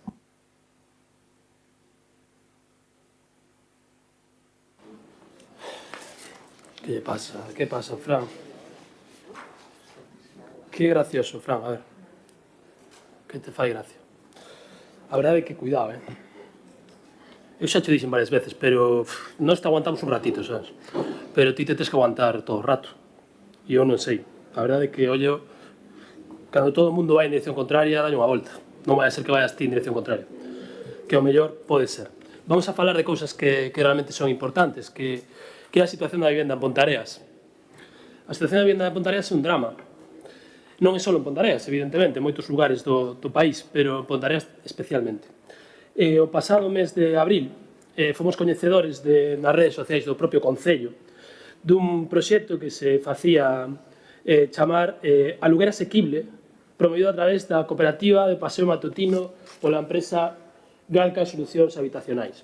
Vamos a contextualizar un pouco o problema da vivenda en xeral e logo vamos a meternos en este caso en particular. Mirade, na última década, os alugueiros deste país subiron un 77%. Anotade ben o dato. Un 77%. Os alugueiros. Os salarios, un 33%. Fai aproximadamente 30 anos, para poder afrontar a compra dunha vivenda, facían falta aproximadamente, dependendo do lugar, 4 salarios brutos íntegros. Agora fan falta mínimo 8 e en algúns lugares 14. Non é un problema de que as persoas mozas se gasten en ocio e en viaxes, non. É un problema obxectivo. É un problema derivado dun intervencionismo claro no mercado da vivenda deste país. Un intervencionismo polo campo liberal. Un intervencionismo que coloca a vivenda como un ben de especulación e non como un dereito. Mira, outro día tivemos a sorte de ter a Javier Gil en Pontareas. Javier Gil foi portavoz do Sindicato de Inquilinas de Madrid e investigador do CSIC en materia de vivenda e recentemente publicou este ensaio que se chama Generación Inquilina. Eu, alcaldesa, yo regalo si me promete que o vai a ler. ¿Sí?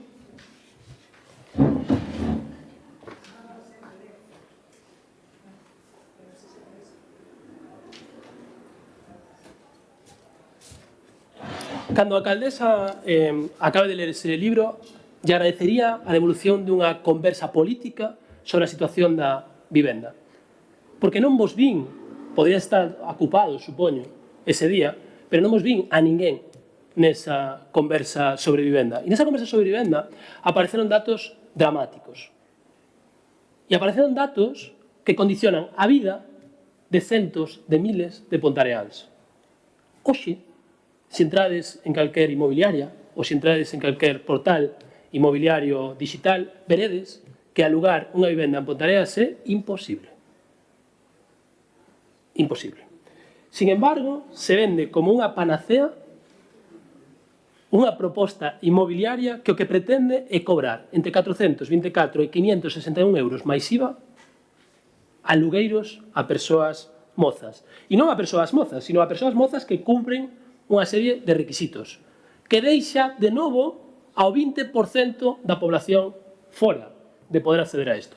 De verdade vostedes pensades que un alugueiro asequible en Pontareas son 600 euros a mes?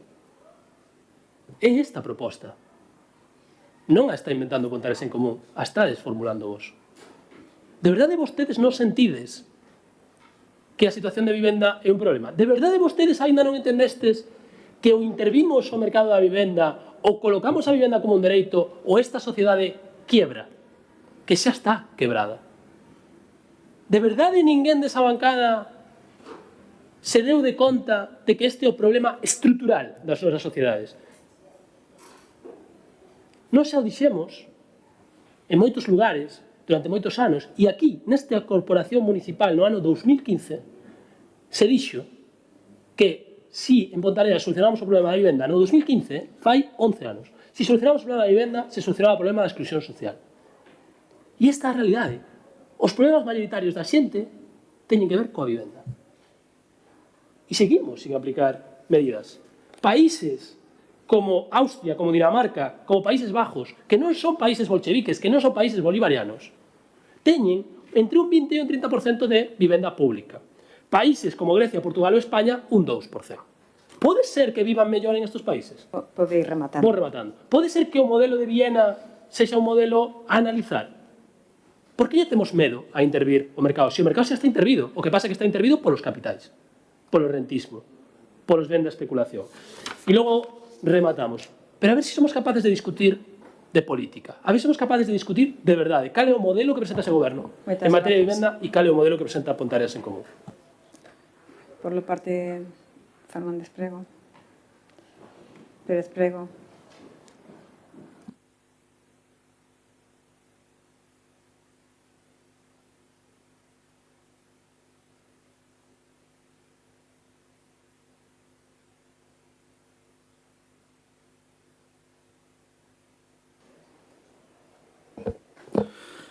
Gracias, alcaldesa. Buenas noites.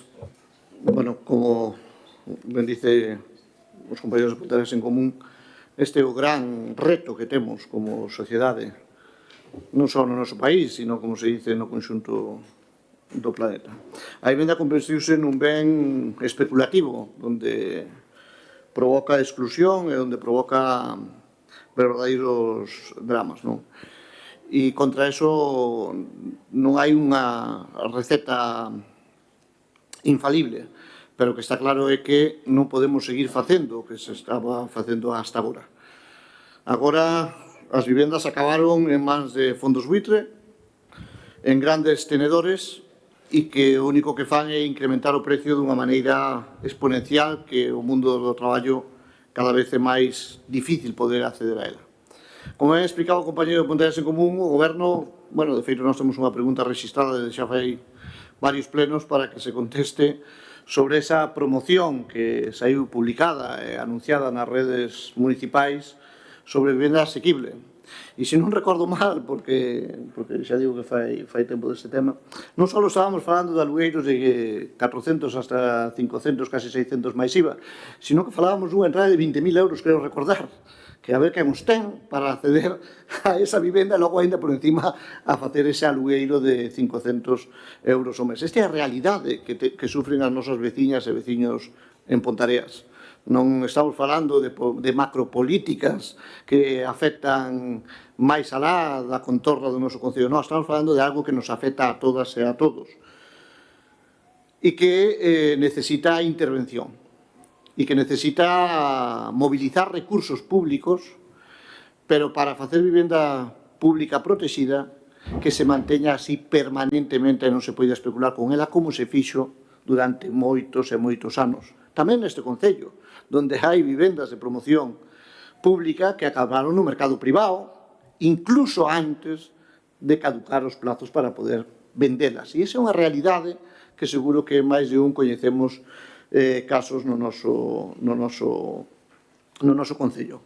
Por lo tanto, é necesario, fundamental, intervir. E eso só se fai, como decía, con recursos. Cal é o problema con o que nos atopamos? Que as competencias en materia de vivenda fundamentalmente recaen nas comunidades autónomas. E o Partido Popular está en contra de regular este mercado desbocado e que non ten ningún tipo de control. Infinidade de pegas a declaracións extensionadas que está demostrado que axudaron a conter, fijaros lo que estamos falando, de conter o mercado do alugueiro cando que necesitamos é que se baixe o mercado do alugueiro e que está nunha política totalmente desorientada en favor dos grandes capitales. É fundamental abordar con seriedade, con rigor e de dar unha solución habitacional non só aos nosos mozos e mozas. Hai moitos maiores que están vendo como os seus alugueiros crecen máis alá do que crecen as súas pensións e que, por lo tanto, cada día é máis difícil poder seguir mantendo o seu fogar. Por lo tanto, nós vamos a apoiar esta moción e todas aquelas iniciativas que contribuyan a reducir a presión sobre o mercado inmobiliario e que axuden ás nosas familias a poder ter un hogar digno. Moitas gracias, señor Pérez Prego. Ten a palabra a señora Fernández.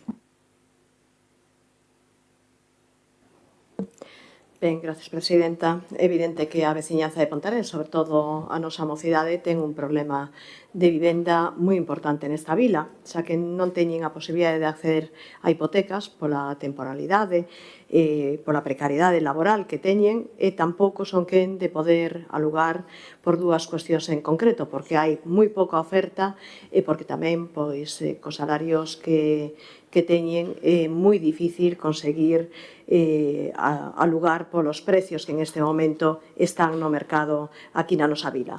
E todo isto fai que teñan moitas veces que posicionarse e pensar en ir a vivir incluso a outras localidades máis pequenas e con menos problema desta índole. O Partido Popular no Goberno da Xunta está claro que é directamente responsable desta emerxencia habitacional que atravesa o noso país, porque a situación na que se atopa Pontareas é un reflexo do que acontece no resto de Galiza. A Xunta de Galiza ten competencia exclusiva en materia de vivenda, pero ademais o Partido Popular a partir de 2009 anulou a liña de política pública de vivenda que estaba establecida en ese momento, e como era previsible, deixaron a promoción da vivenda en mans de promotores privados en vez de seguir sendo pública, e así fomentaron a especulación e a desregularización. Podemos ver esta situación a través dos datos. Entre 2009 e 2023 tan só se fixeron en Galiza 2.403 vivendas públicas de nova construcción, pero en Pontareas o dato é clave, só se entregou unha, que debería darlle vergonza ao Partido Popular. Pero vostedes, o goberno das dereitas en Pontareas, agora están a facer exactamente o mesmo, encubrir a inacción da Xunta de Galiza, facendo agora, en riba, publicidade dunha promoción que non deixa de ser privada. Así son todas as vivendas que publicita agora o presidente Rueda e a súa conselleira a bombo e platillo. E vostedes, aquí lle fan os coros, non reclamando a vivenda que precisa a nosa xente, os nosos veciños e veciñas. En actualidade, se seguimos con máis datos, hai 77 persoas inscritas no Rexistro Único de Demandantes de Galiza en Pontareas, das que 60 delas solicitan unha vivenda de protección pública. Así que seguro que o Partido Popular no goberno e os seus camaradas da dereita pensan que esas persoas poden acceder ao custo que vai supor estas supostas vivendas protegidas, pero que non son tales. Pero cun salario mileurista como a maioría das nosas veciñas e veciños, isto é inalcanzable, poder pagar máis de 500 euros ao mes, que por outra parte é casi o prezo de mercado que están os alugueiros. O Partido Popular afundiu a política pública de vivenda e a vivenda protexida de promoción pública. É unha competencia propia da Xunta de Galiza e en este momento pensamos que é un marco erróneo que tan solamente leva a equívocos e frustración na veciñanza, como está a acontecer con este anuncio desta cooperativa de propietarios. Dende o Concello que debe facer o que se debe facer é impulsar a creación de vivendas tamén a través da rehabilitación, a cooperar coa administración autonómica aportando os terreos, por exemplo, cando a Xunta tamén está disposta a impulsar a creación de vivenda pública nas vilas e así que non debe confundir as persoas que teñen na vivenda unha necesidade para eles vital. Nada máis.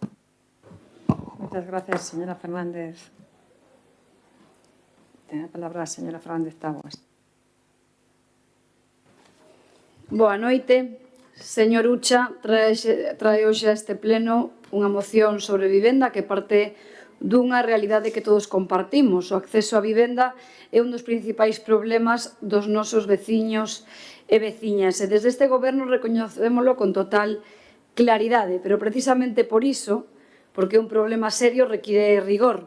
E aquí convén dicirlle algo. Despois de anos de políticas en materia de vivenda a nivel estatal, a realidade é que o problema non mellorou. Os prezos seguen elevados, o acceso segue sendo difícil e moitas familias seguen sen solucións reais. De feito, estamos ante un flagrante fracaso absoluto da política de vivenda a nivel estatal, onde despois de anos de anuncios do señor Sánchez, a vivenda acabou converténdose nun luxo para moitas persoas. Pero xe non estamos aquí nin para falar de titulares, senón para buscar as solucións. E a súa moción ten un problema xa de entrada de base. O primeiro, o ton. Porque vostede dedica boa parte da súa exposición a demonizar unha cooperativa. É importante dicir que unha cooperativa non é especulación, senón que é economía social. É unha fórmula na que persoas se organizan para acceder a unha vivenda en mellores condicións. Polo tanto, non se entende que vostede critique unha iniciativa que achega a vivenda ao noso concello. En segundo lugar, o enfoque. Vostede presenta o problema como unha confrontación entre o público e o privado. E iso non responde á realidade, porque se queremos máis vivenda necesitamos máis oferta. E para iso hai que utilizar todas as ferramentas dispoñibles, porque tanto o problema como a solución é multicausal. En terceiro lugar, ignora completamente as ferramentas existentes. A Xunta de Galicia conta con planificación, conta con recursos e instrumentos en marcha e os concellos temos que colaborar activamente. Pero eu lles pregunto a vostedes, os señores da oposición, canta vivenda pública deixaron prevista no Plan Xeral?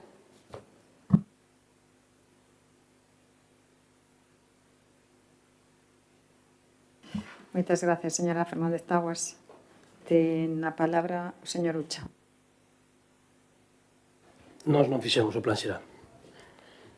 E mira, doulle un dato, concelleira. Mira, sabes cal é o modelo que Pontevedra en Común aplicaría no Plan Xeral? Mira, se chama Marinaleda. Marinaleda. É un pobo andaluz de 2.600 habitantes. E sabes que fan en Marinaleda? Unha cousa moi sinxela.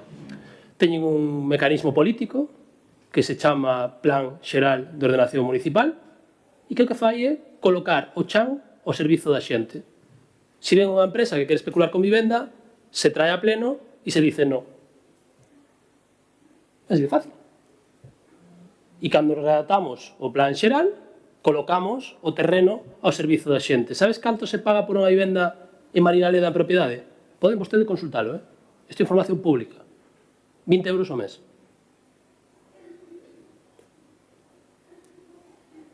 Está aí. Ese é o modelo de Pontevedra en Común. Hai un grupo que me gusta moito, que nos educou moito, que se chama Escape, que coñeceredes, supoño, que lle dedica unha canción incluso a este pobo. E empeza así. Hai un pequeño pueblo acá en el sur, contiene perfume de oliva sabor andaluz, libertad, igualdad, unidad, solidaridad, un grano en el culo del capital. Toda la vida la lucha tiene el cañón, sembrando con fe la semilla de un mundo mejor. Cuando la utopía es realidad, no hay nada que decir. Justicia, techo y paz. Está aí. Que pasa? Que nós gobernamos en moi poucos lugares. O día que gobernemos Pontareas e teñamos capacidade de decisión, colocaremos o Plan Xeral ao servizo da xente. E cando veña un especulador, lle diremos, no. E se a xente quere ese modelo, nos apoiará e teremos maioría para poder decidir eso, que é o que pasa en Marinaleda, que teñen unha maioría absoluta de persoas e de organizacións que defenden este modelo. Haberá outras persoas que defenden outro modelo, un modelo de libre mercado. Pois en Marinaleda non. E nós, non. Nós defendemos a vivenda como un dereito, como un ben básico. Igual que outros dereitos básicos. Entón, nada. A alcaldesa se queda co libro e a vos, pois, como non teño tantos libros, vos regalo esta canción, que se non coñecíades, pois está aí en YouTube Music. É bastante bonita. Moitas gracias, señor Ucha. Ten a palabra o señor Pérez Prego.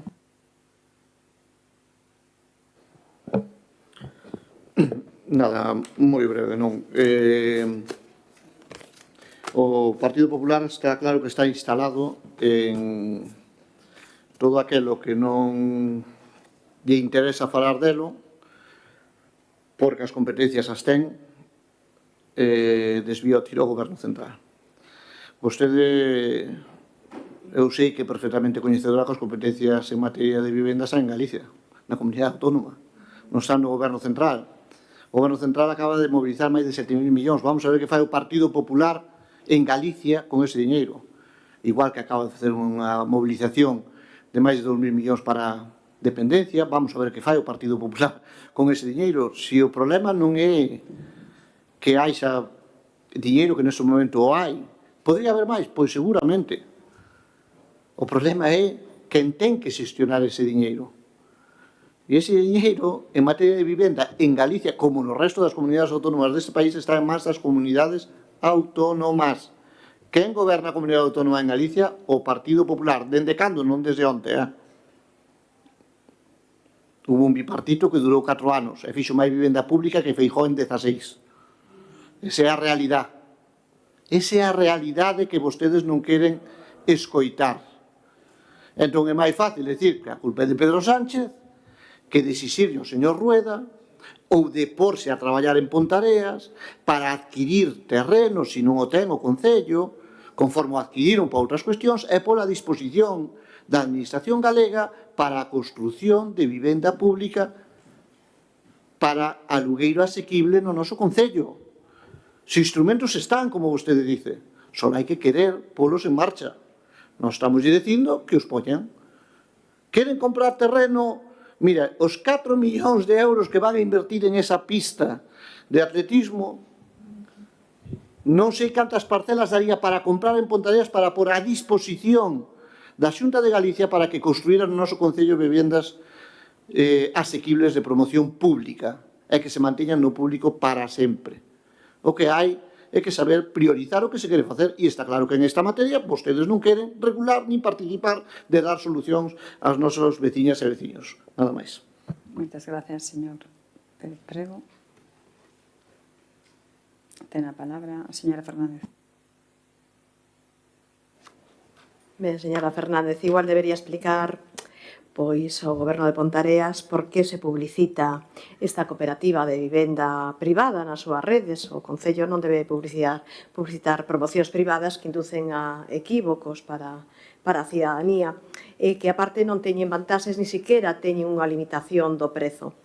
Así que dende o BNG temos unha alternativa clara para esta situación de facer accións dende o Concello, como sería a declaración de zonas de mercado residencial tensionado, como ferramenta para conter precisamente os prezos, a regulación das vivendas de uso turístico para frear a utilización do parque residencial, a mobilización de vivenda baleira, con esos 4 millóns tamén poden estar comprando vivendas en mal estado no centro, no casco urbano, para poder pôr a disposición como vivenda pública ou promoción de vivenda pública en alugueiro, pois cos propiedades que vostedes podan adquirir. O que o mellor deberá contestar vostedes, señora Fernández, non eu, sino cantas vivendas van a pôr a partir de agora a disposición da veciñanza, vostedes, o goberno actual.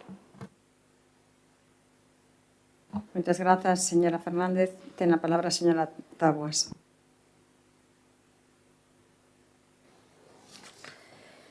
Sí, mire, non me responderon porque que terreos temos aquí para a vivenda pública no noso plan xeral recentemente aprobado no ano 2021 por vostedes.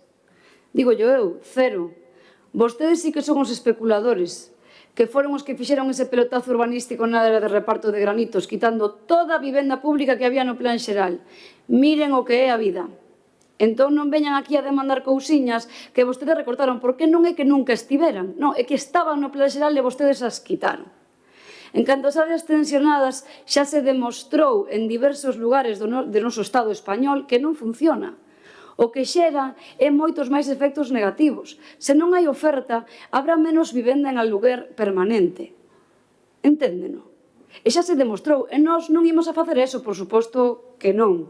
En canto aos especuladores, como di vostede, señor Ucha, con este plan xeral que temos e as cargas inasumibles que teñen que asumir os propietarios para poder realizar as vivendas, ningún especulador vai vir, como lle chama vostede ás persoas que construen vivenda.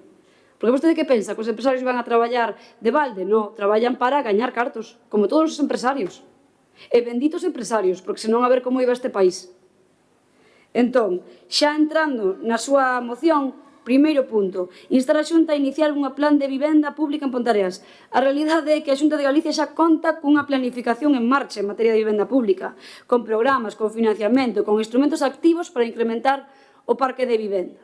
A diferencia do señor Sánchez, señor Pérez Prego. Canta vivenda dixo que ia facer o señor Sánchez? Máis de 250.000. Canta entregou? Canta entregou despois de todos os anos que leva gobernando? Díganme, porque anunciou máis de 250.000 vivendas que ia poñer o Estado, o Ministerio, o MIBAU, a disposición dos españois e das españolas. E, ademais, ofrece a Xunta de Galicia mecanismos claros de colaboración cos concellos, mobilización de solo público, financiamento a través do Fondo de Cooperación e apoio técnico para desenvolver proxectos. Por lo tanto, non estamos ante unha ausencia de actuación, senón ante instrumentos que compre aproveitar. Paseime do tempo, co cal, polo de agora, nada máis. Muchas grazas, señora Fernández. Para o turno de peche, ten o señor Ucha. Sí, monta tanto, monta. Non como era Fernando e Isabel, non?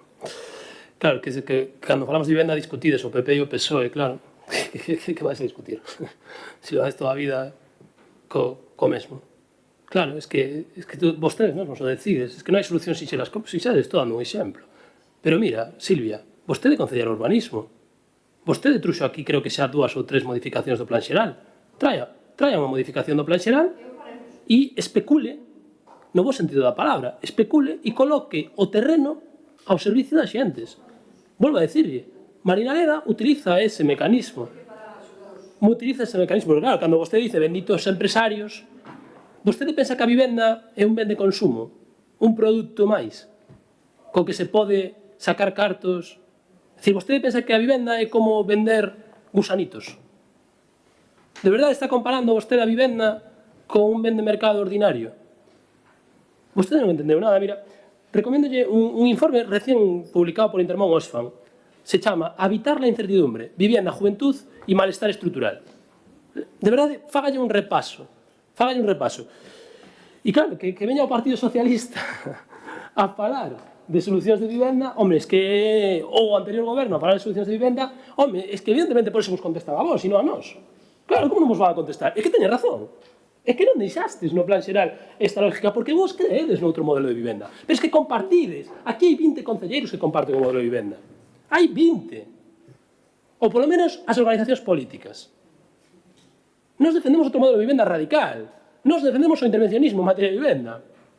Repito, o noso exemplo está, pero non está redactado ni teorizado, está materializado. O noso exemplo é Marinaleda. Colocar o plan xeral ao servizo da xente e que non haya ni unha sola persoa en Pontareas que non teña acceso a vivenda, que estamos falando de ladrillos, que non estamos falando de subir a Marte.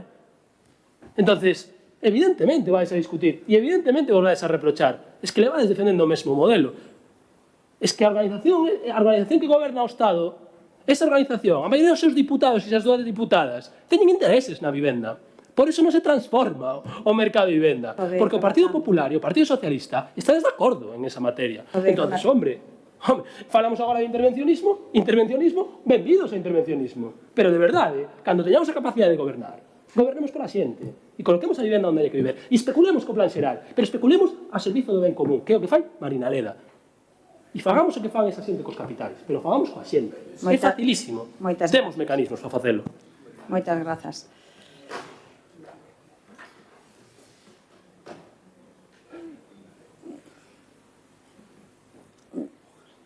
De todas formas, señor Ucha, quedoume, Marina Tela,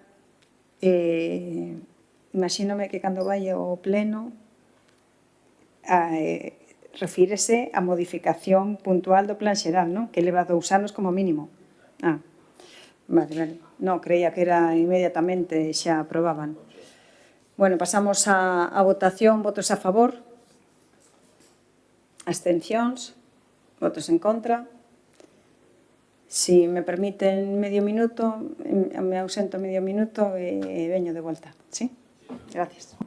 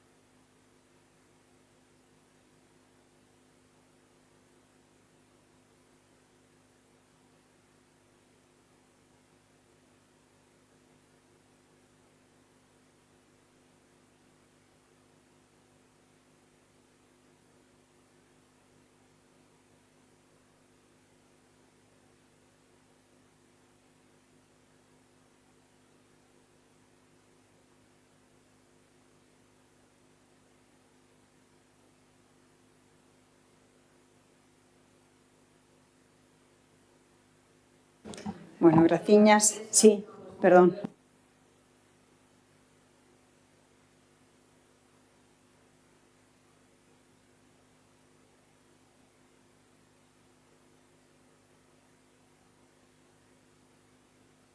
Bueno, voltamos á votación porque hubo empate, votos a favor, abstencións, votos en contra. Agora sí. Perdón.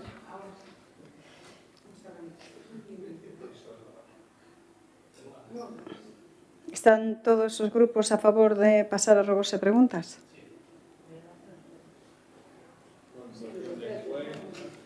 Sí, eso va.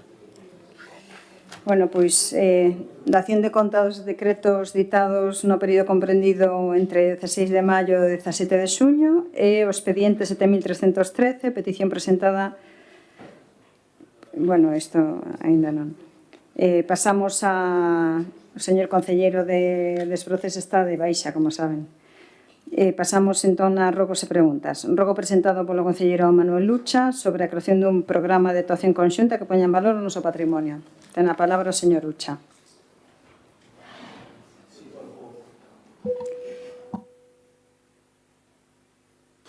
Como sabedes, levamos bastantes tempos sin falar de rogos e de preguntas.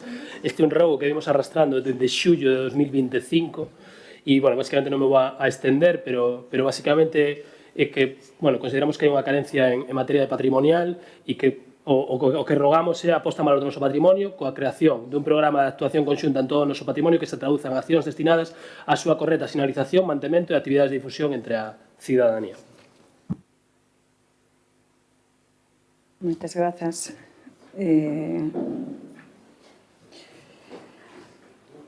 Por... Señora Fernández.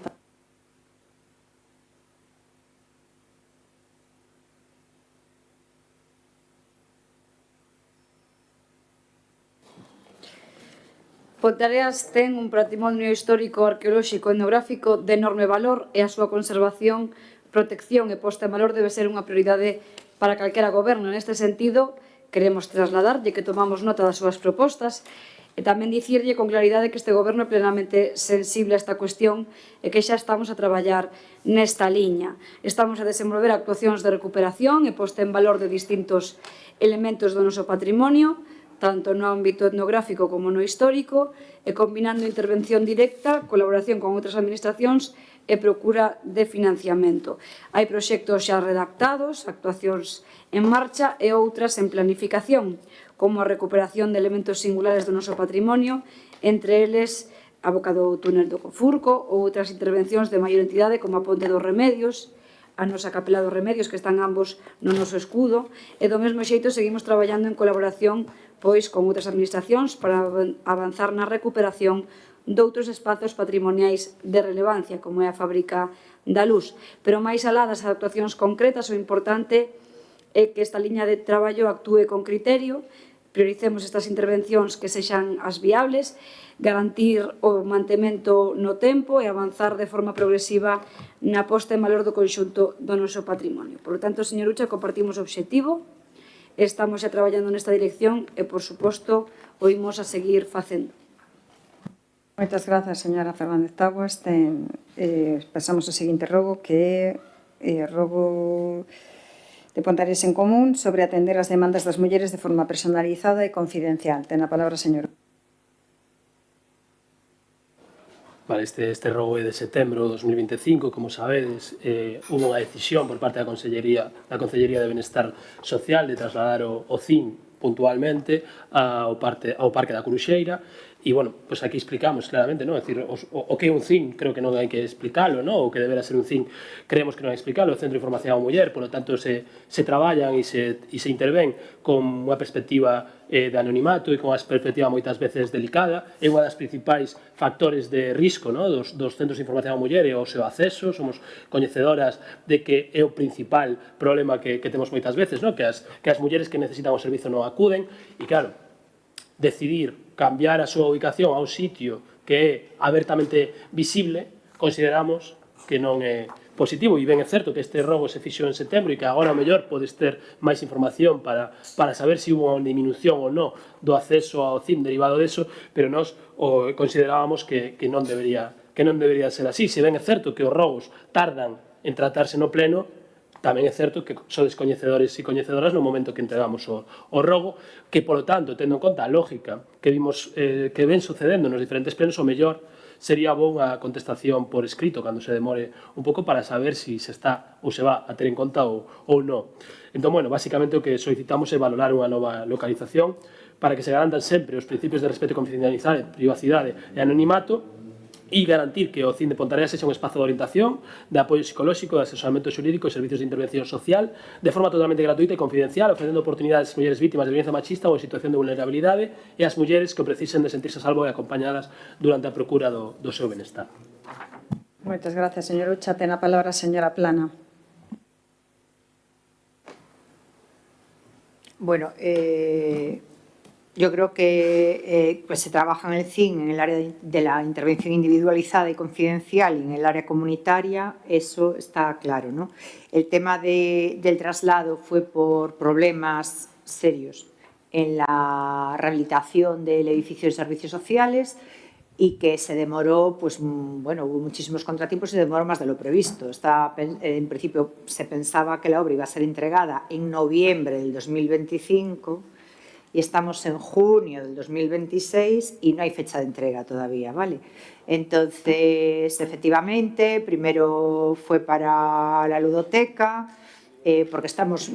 A ver, el problema no es el CIN, el problema son los servicios sociales, el CIN, la ludoteca, las educadoras. Es que tuvimos un problema de ubicación de los trabajadores importante. Ahora, como la situación se prolonga, está el CIN aquí, en la planta de arriba, pero sigue siendo provisional. El CIN tiene que estar donde tiene que estar y el centro social tiene que estar donde tiene que estar. Pero bueno, creemos que igual de importante que es la confidencialidad de las mujeres que acuden al CIN son las condiciones de trabajo de los trabajadores y trabajadoras que trabajan en servicios sociales y que están en unas condiciones deplorables. Entonces, la situación en los últimos meses, bueno, durante el 2025, con las lluvias del invierno, no hizo más que empeorar, con desconchamientos, caídas de restos del techo de la zona de administración, problemas con inundaciones, el agua, el frío, el calor. Entonces, bueno, hubo que dar este paso, acondicionar aquello por los trabajadores, por las trabajadoras y por los propios usuarios, porque es imposible que una mujer se sienta a gusto si va a pedir ayuda a un lugar donde huele mal, cae agua y tampoco había mucha intimidad, porque arriba de las divisiones se oye todo, desde la sala de espera se oía todo. Entonces, bueno, pues esta es la explicación de por qué estamos en esta situación y esperemos poder volver pronto para poder dar un servicio en condiciones. Moitas grazas, señora Plana. Entiendo que se acepta o rogo. Pasamos ao seguinte rogo, que presentado por Ponteareas en Común sobre a prohibición de animais no Parque da Coruxeira. Ten a palabra, señor Ucha. Que lástima que en casa non se poida ver o que vemos nós. A verdade é que é unha lástima. A verdade é que o de Fran e Silvia, wow, ojo, ojo, que pena, que pena que as 23.500 persoas non poidan ver o que hai. Bueno, Silvia, non sei, que queres que... Pois nada, se parten de risa, xa é tarde, verdad, cade eu... Vostede como a persoa seria, cuidado, o equipo que montou, ojo, vai equipazo que montou, A verdade é que vostede atinou no equipo, atinou ben o equipo. Por lo menos pasaba un bo rato, Bueno, o rogo. O rogo ten que ver cos animais de compañía e ten que ver con decisións arbitrarias que moitas veces se fan con unha mirada un tanto populista porque é o ruido mediático que pode haber e demais, pero bueno, este é un rogo de outubro e durante o mes de outubro, un pelín antes, durante finais de setembro, apareceu un bando no Parque da Curuxeira que prohibía a entrada de animais, baseándose no artigo 2.5.6 da Ordenanza Municipal de Limpeza de Vía Pública e Recollida de Residuos Sólidos Urbanos en Pontareas. E se indicaba textualmente que queda prohibido o acceso ou permanencia de animais domésticos ou de campaña naqueles lugares de concorrencia pública e uso público tales como parques, praias, jardines, piscinas, etc. Nos que a súa estadía resulta desaconsellable por razóns higiénicas ou sanitarias ou por resultar da súa natureza e comportamento incompatible coa actividade que en tales lugares se desenvolva. Para tal efecto, os lugares contarán con correspondente sinal, en calquera caso tamén estará prohibida de carácter xeral tal tenencia en calquera outro lugar de concorrencia e titularidade pública. Sempre que non haxa unha prohibición explícita que proíba a tenencia destes animais nos citados espacios, deberán ir debidamente controlados utilizando a correa e buceira cando fose preciso. No bando, indícase tamén que en base ao artículo 4.2.4 da citada ordenanza, hai un concepto de sancións, que son destrozos de calquer tipo de material urbana, tendéndose ao grado de destrozo incluir a reposición do mobiliario dañado, ben sexa colectores, papeleiras, farolas, bancos, monumentos, cunha sanción estipulada de ata 150 con 25 euros. En conclusión, se proíbe a entrada de animais a un parque entendendo que as persoas son irresponsables per se e que todos os animais van a causar un prexuizo nese parque. Eu entendo que haya un control, un seguimento dos residuos caninos, dos residuos gatunos, vale, porque sí, porque é certo que hai persoas que non cumplen co que debería ser, que son minoría, pero prohibir a entrada de animais a un parque, pois, hombre, hai veciños e veciñas que consideraban que isto era abusivo, e nós, por suposto que tamén, e así o solicitamos, que é a reiterada a prohibición de entradas de animais de compañía no Parque da Curuxeira con carácter de motivación e atentar directamente contra o benestar e os dereitos dos básicos dos animais. Pero non só isto, porque xa hubo en outros lugares e xa se está estendendo esta lógica punitiva. Entón, bueno, rogamos que non sexa así, sino que se persiga as condutas que non sexan correctas. Moitas gracias, señor Ucha. Ten a palabra a señora Fernández. Vostede apela constantemente aos compañeiros desta bancada, pero non se miran a vostedes. E o que temos que aguantar eses latinarios e mantras que pleno tras pleno conta, repite, iso tamén o sabemos nós. Como dixo vostede, este rogo foi presentado en outubro. Saben tamén que hai unha ordenanza de civismo que trata estes temas e os regula, que está agora mesmo en exposición pública. Polo tanto, extemporáneo, é dicir, eses cartéis pois terán que adaptarse a normativa nova vixente cando este aprobada definitivamente e, por suposto, que non é prohibir por prohibir, é dicir, os cans teñen donos, eses donos son os que teñen que facer efectivo pois a recollida deses excrementos e agora con a nova ordenanza pois deberán levar unha botelliña para botarlle os ouriños, non? Entón, o que tratamos non é de prohibir por prohibir, o que se ten que ter un mínimo de civismo para que todos podamos convivir tanto nos parques, como nas prazas, como nas piscinas ou que se viu a ler aí vostede nese rogo. Por lo tanto, cando este aprobada esta nova ordenanza, pois a todo se regulará de acordo a ela mesma. Antes de rematar, de todas as maneiras, bueno, foi un erro o mesmo que está aí na entrada do Concello, non? É prohibido pois facer as necesidades dentro de tal. Bueno, sendo xa as 12 da noite, pois se levanta a sesión. Moitas grazas a todos e a todas.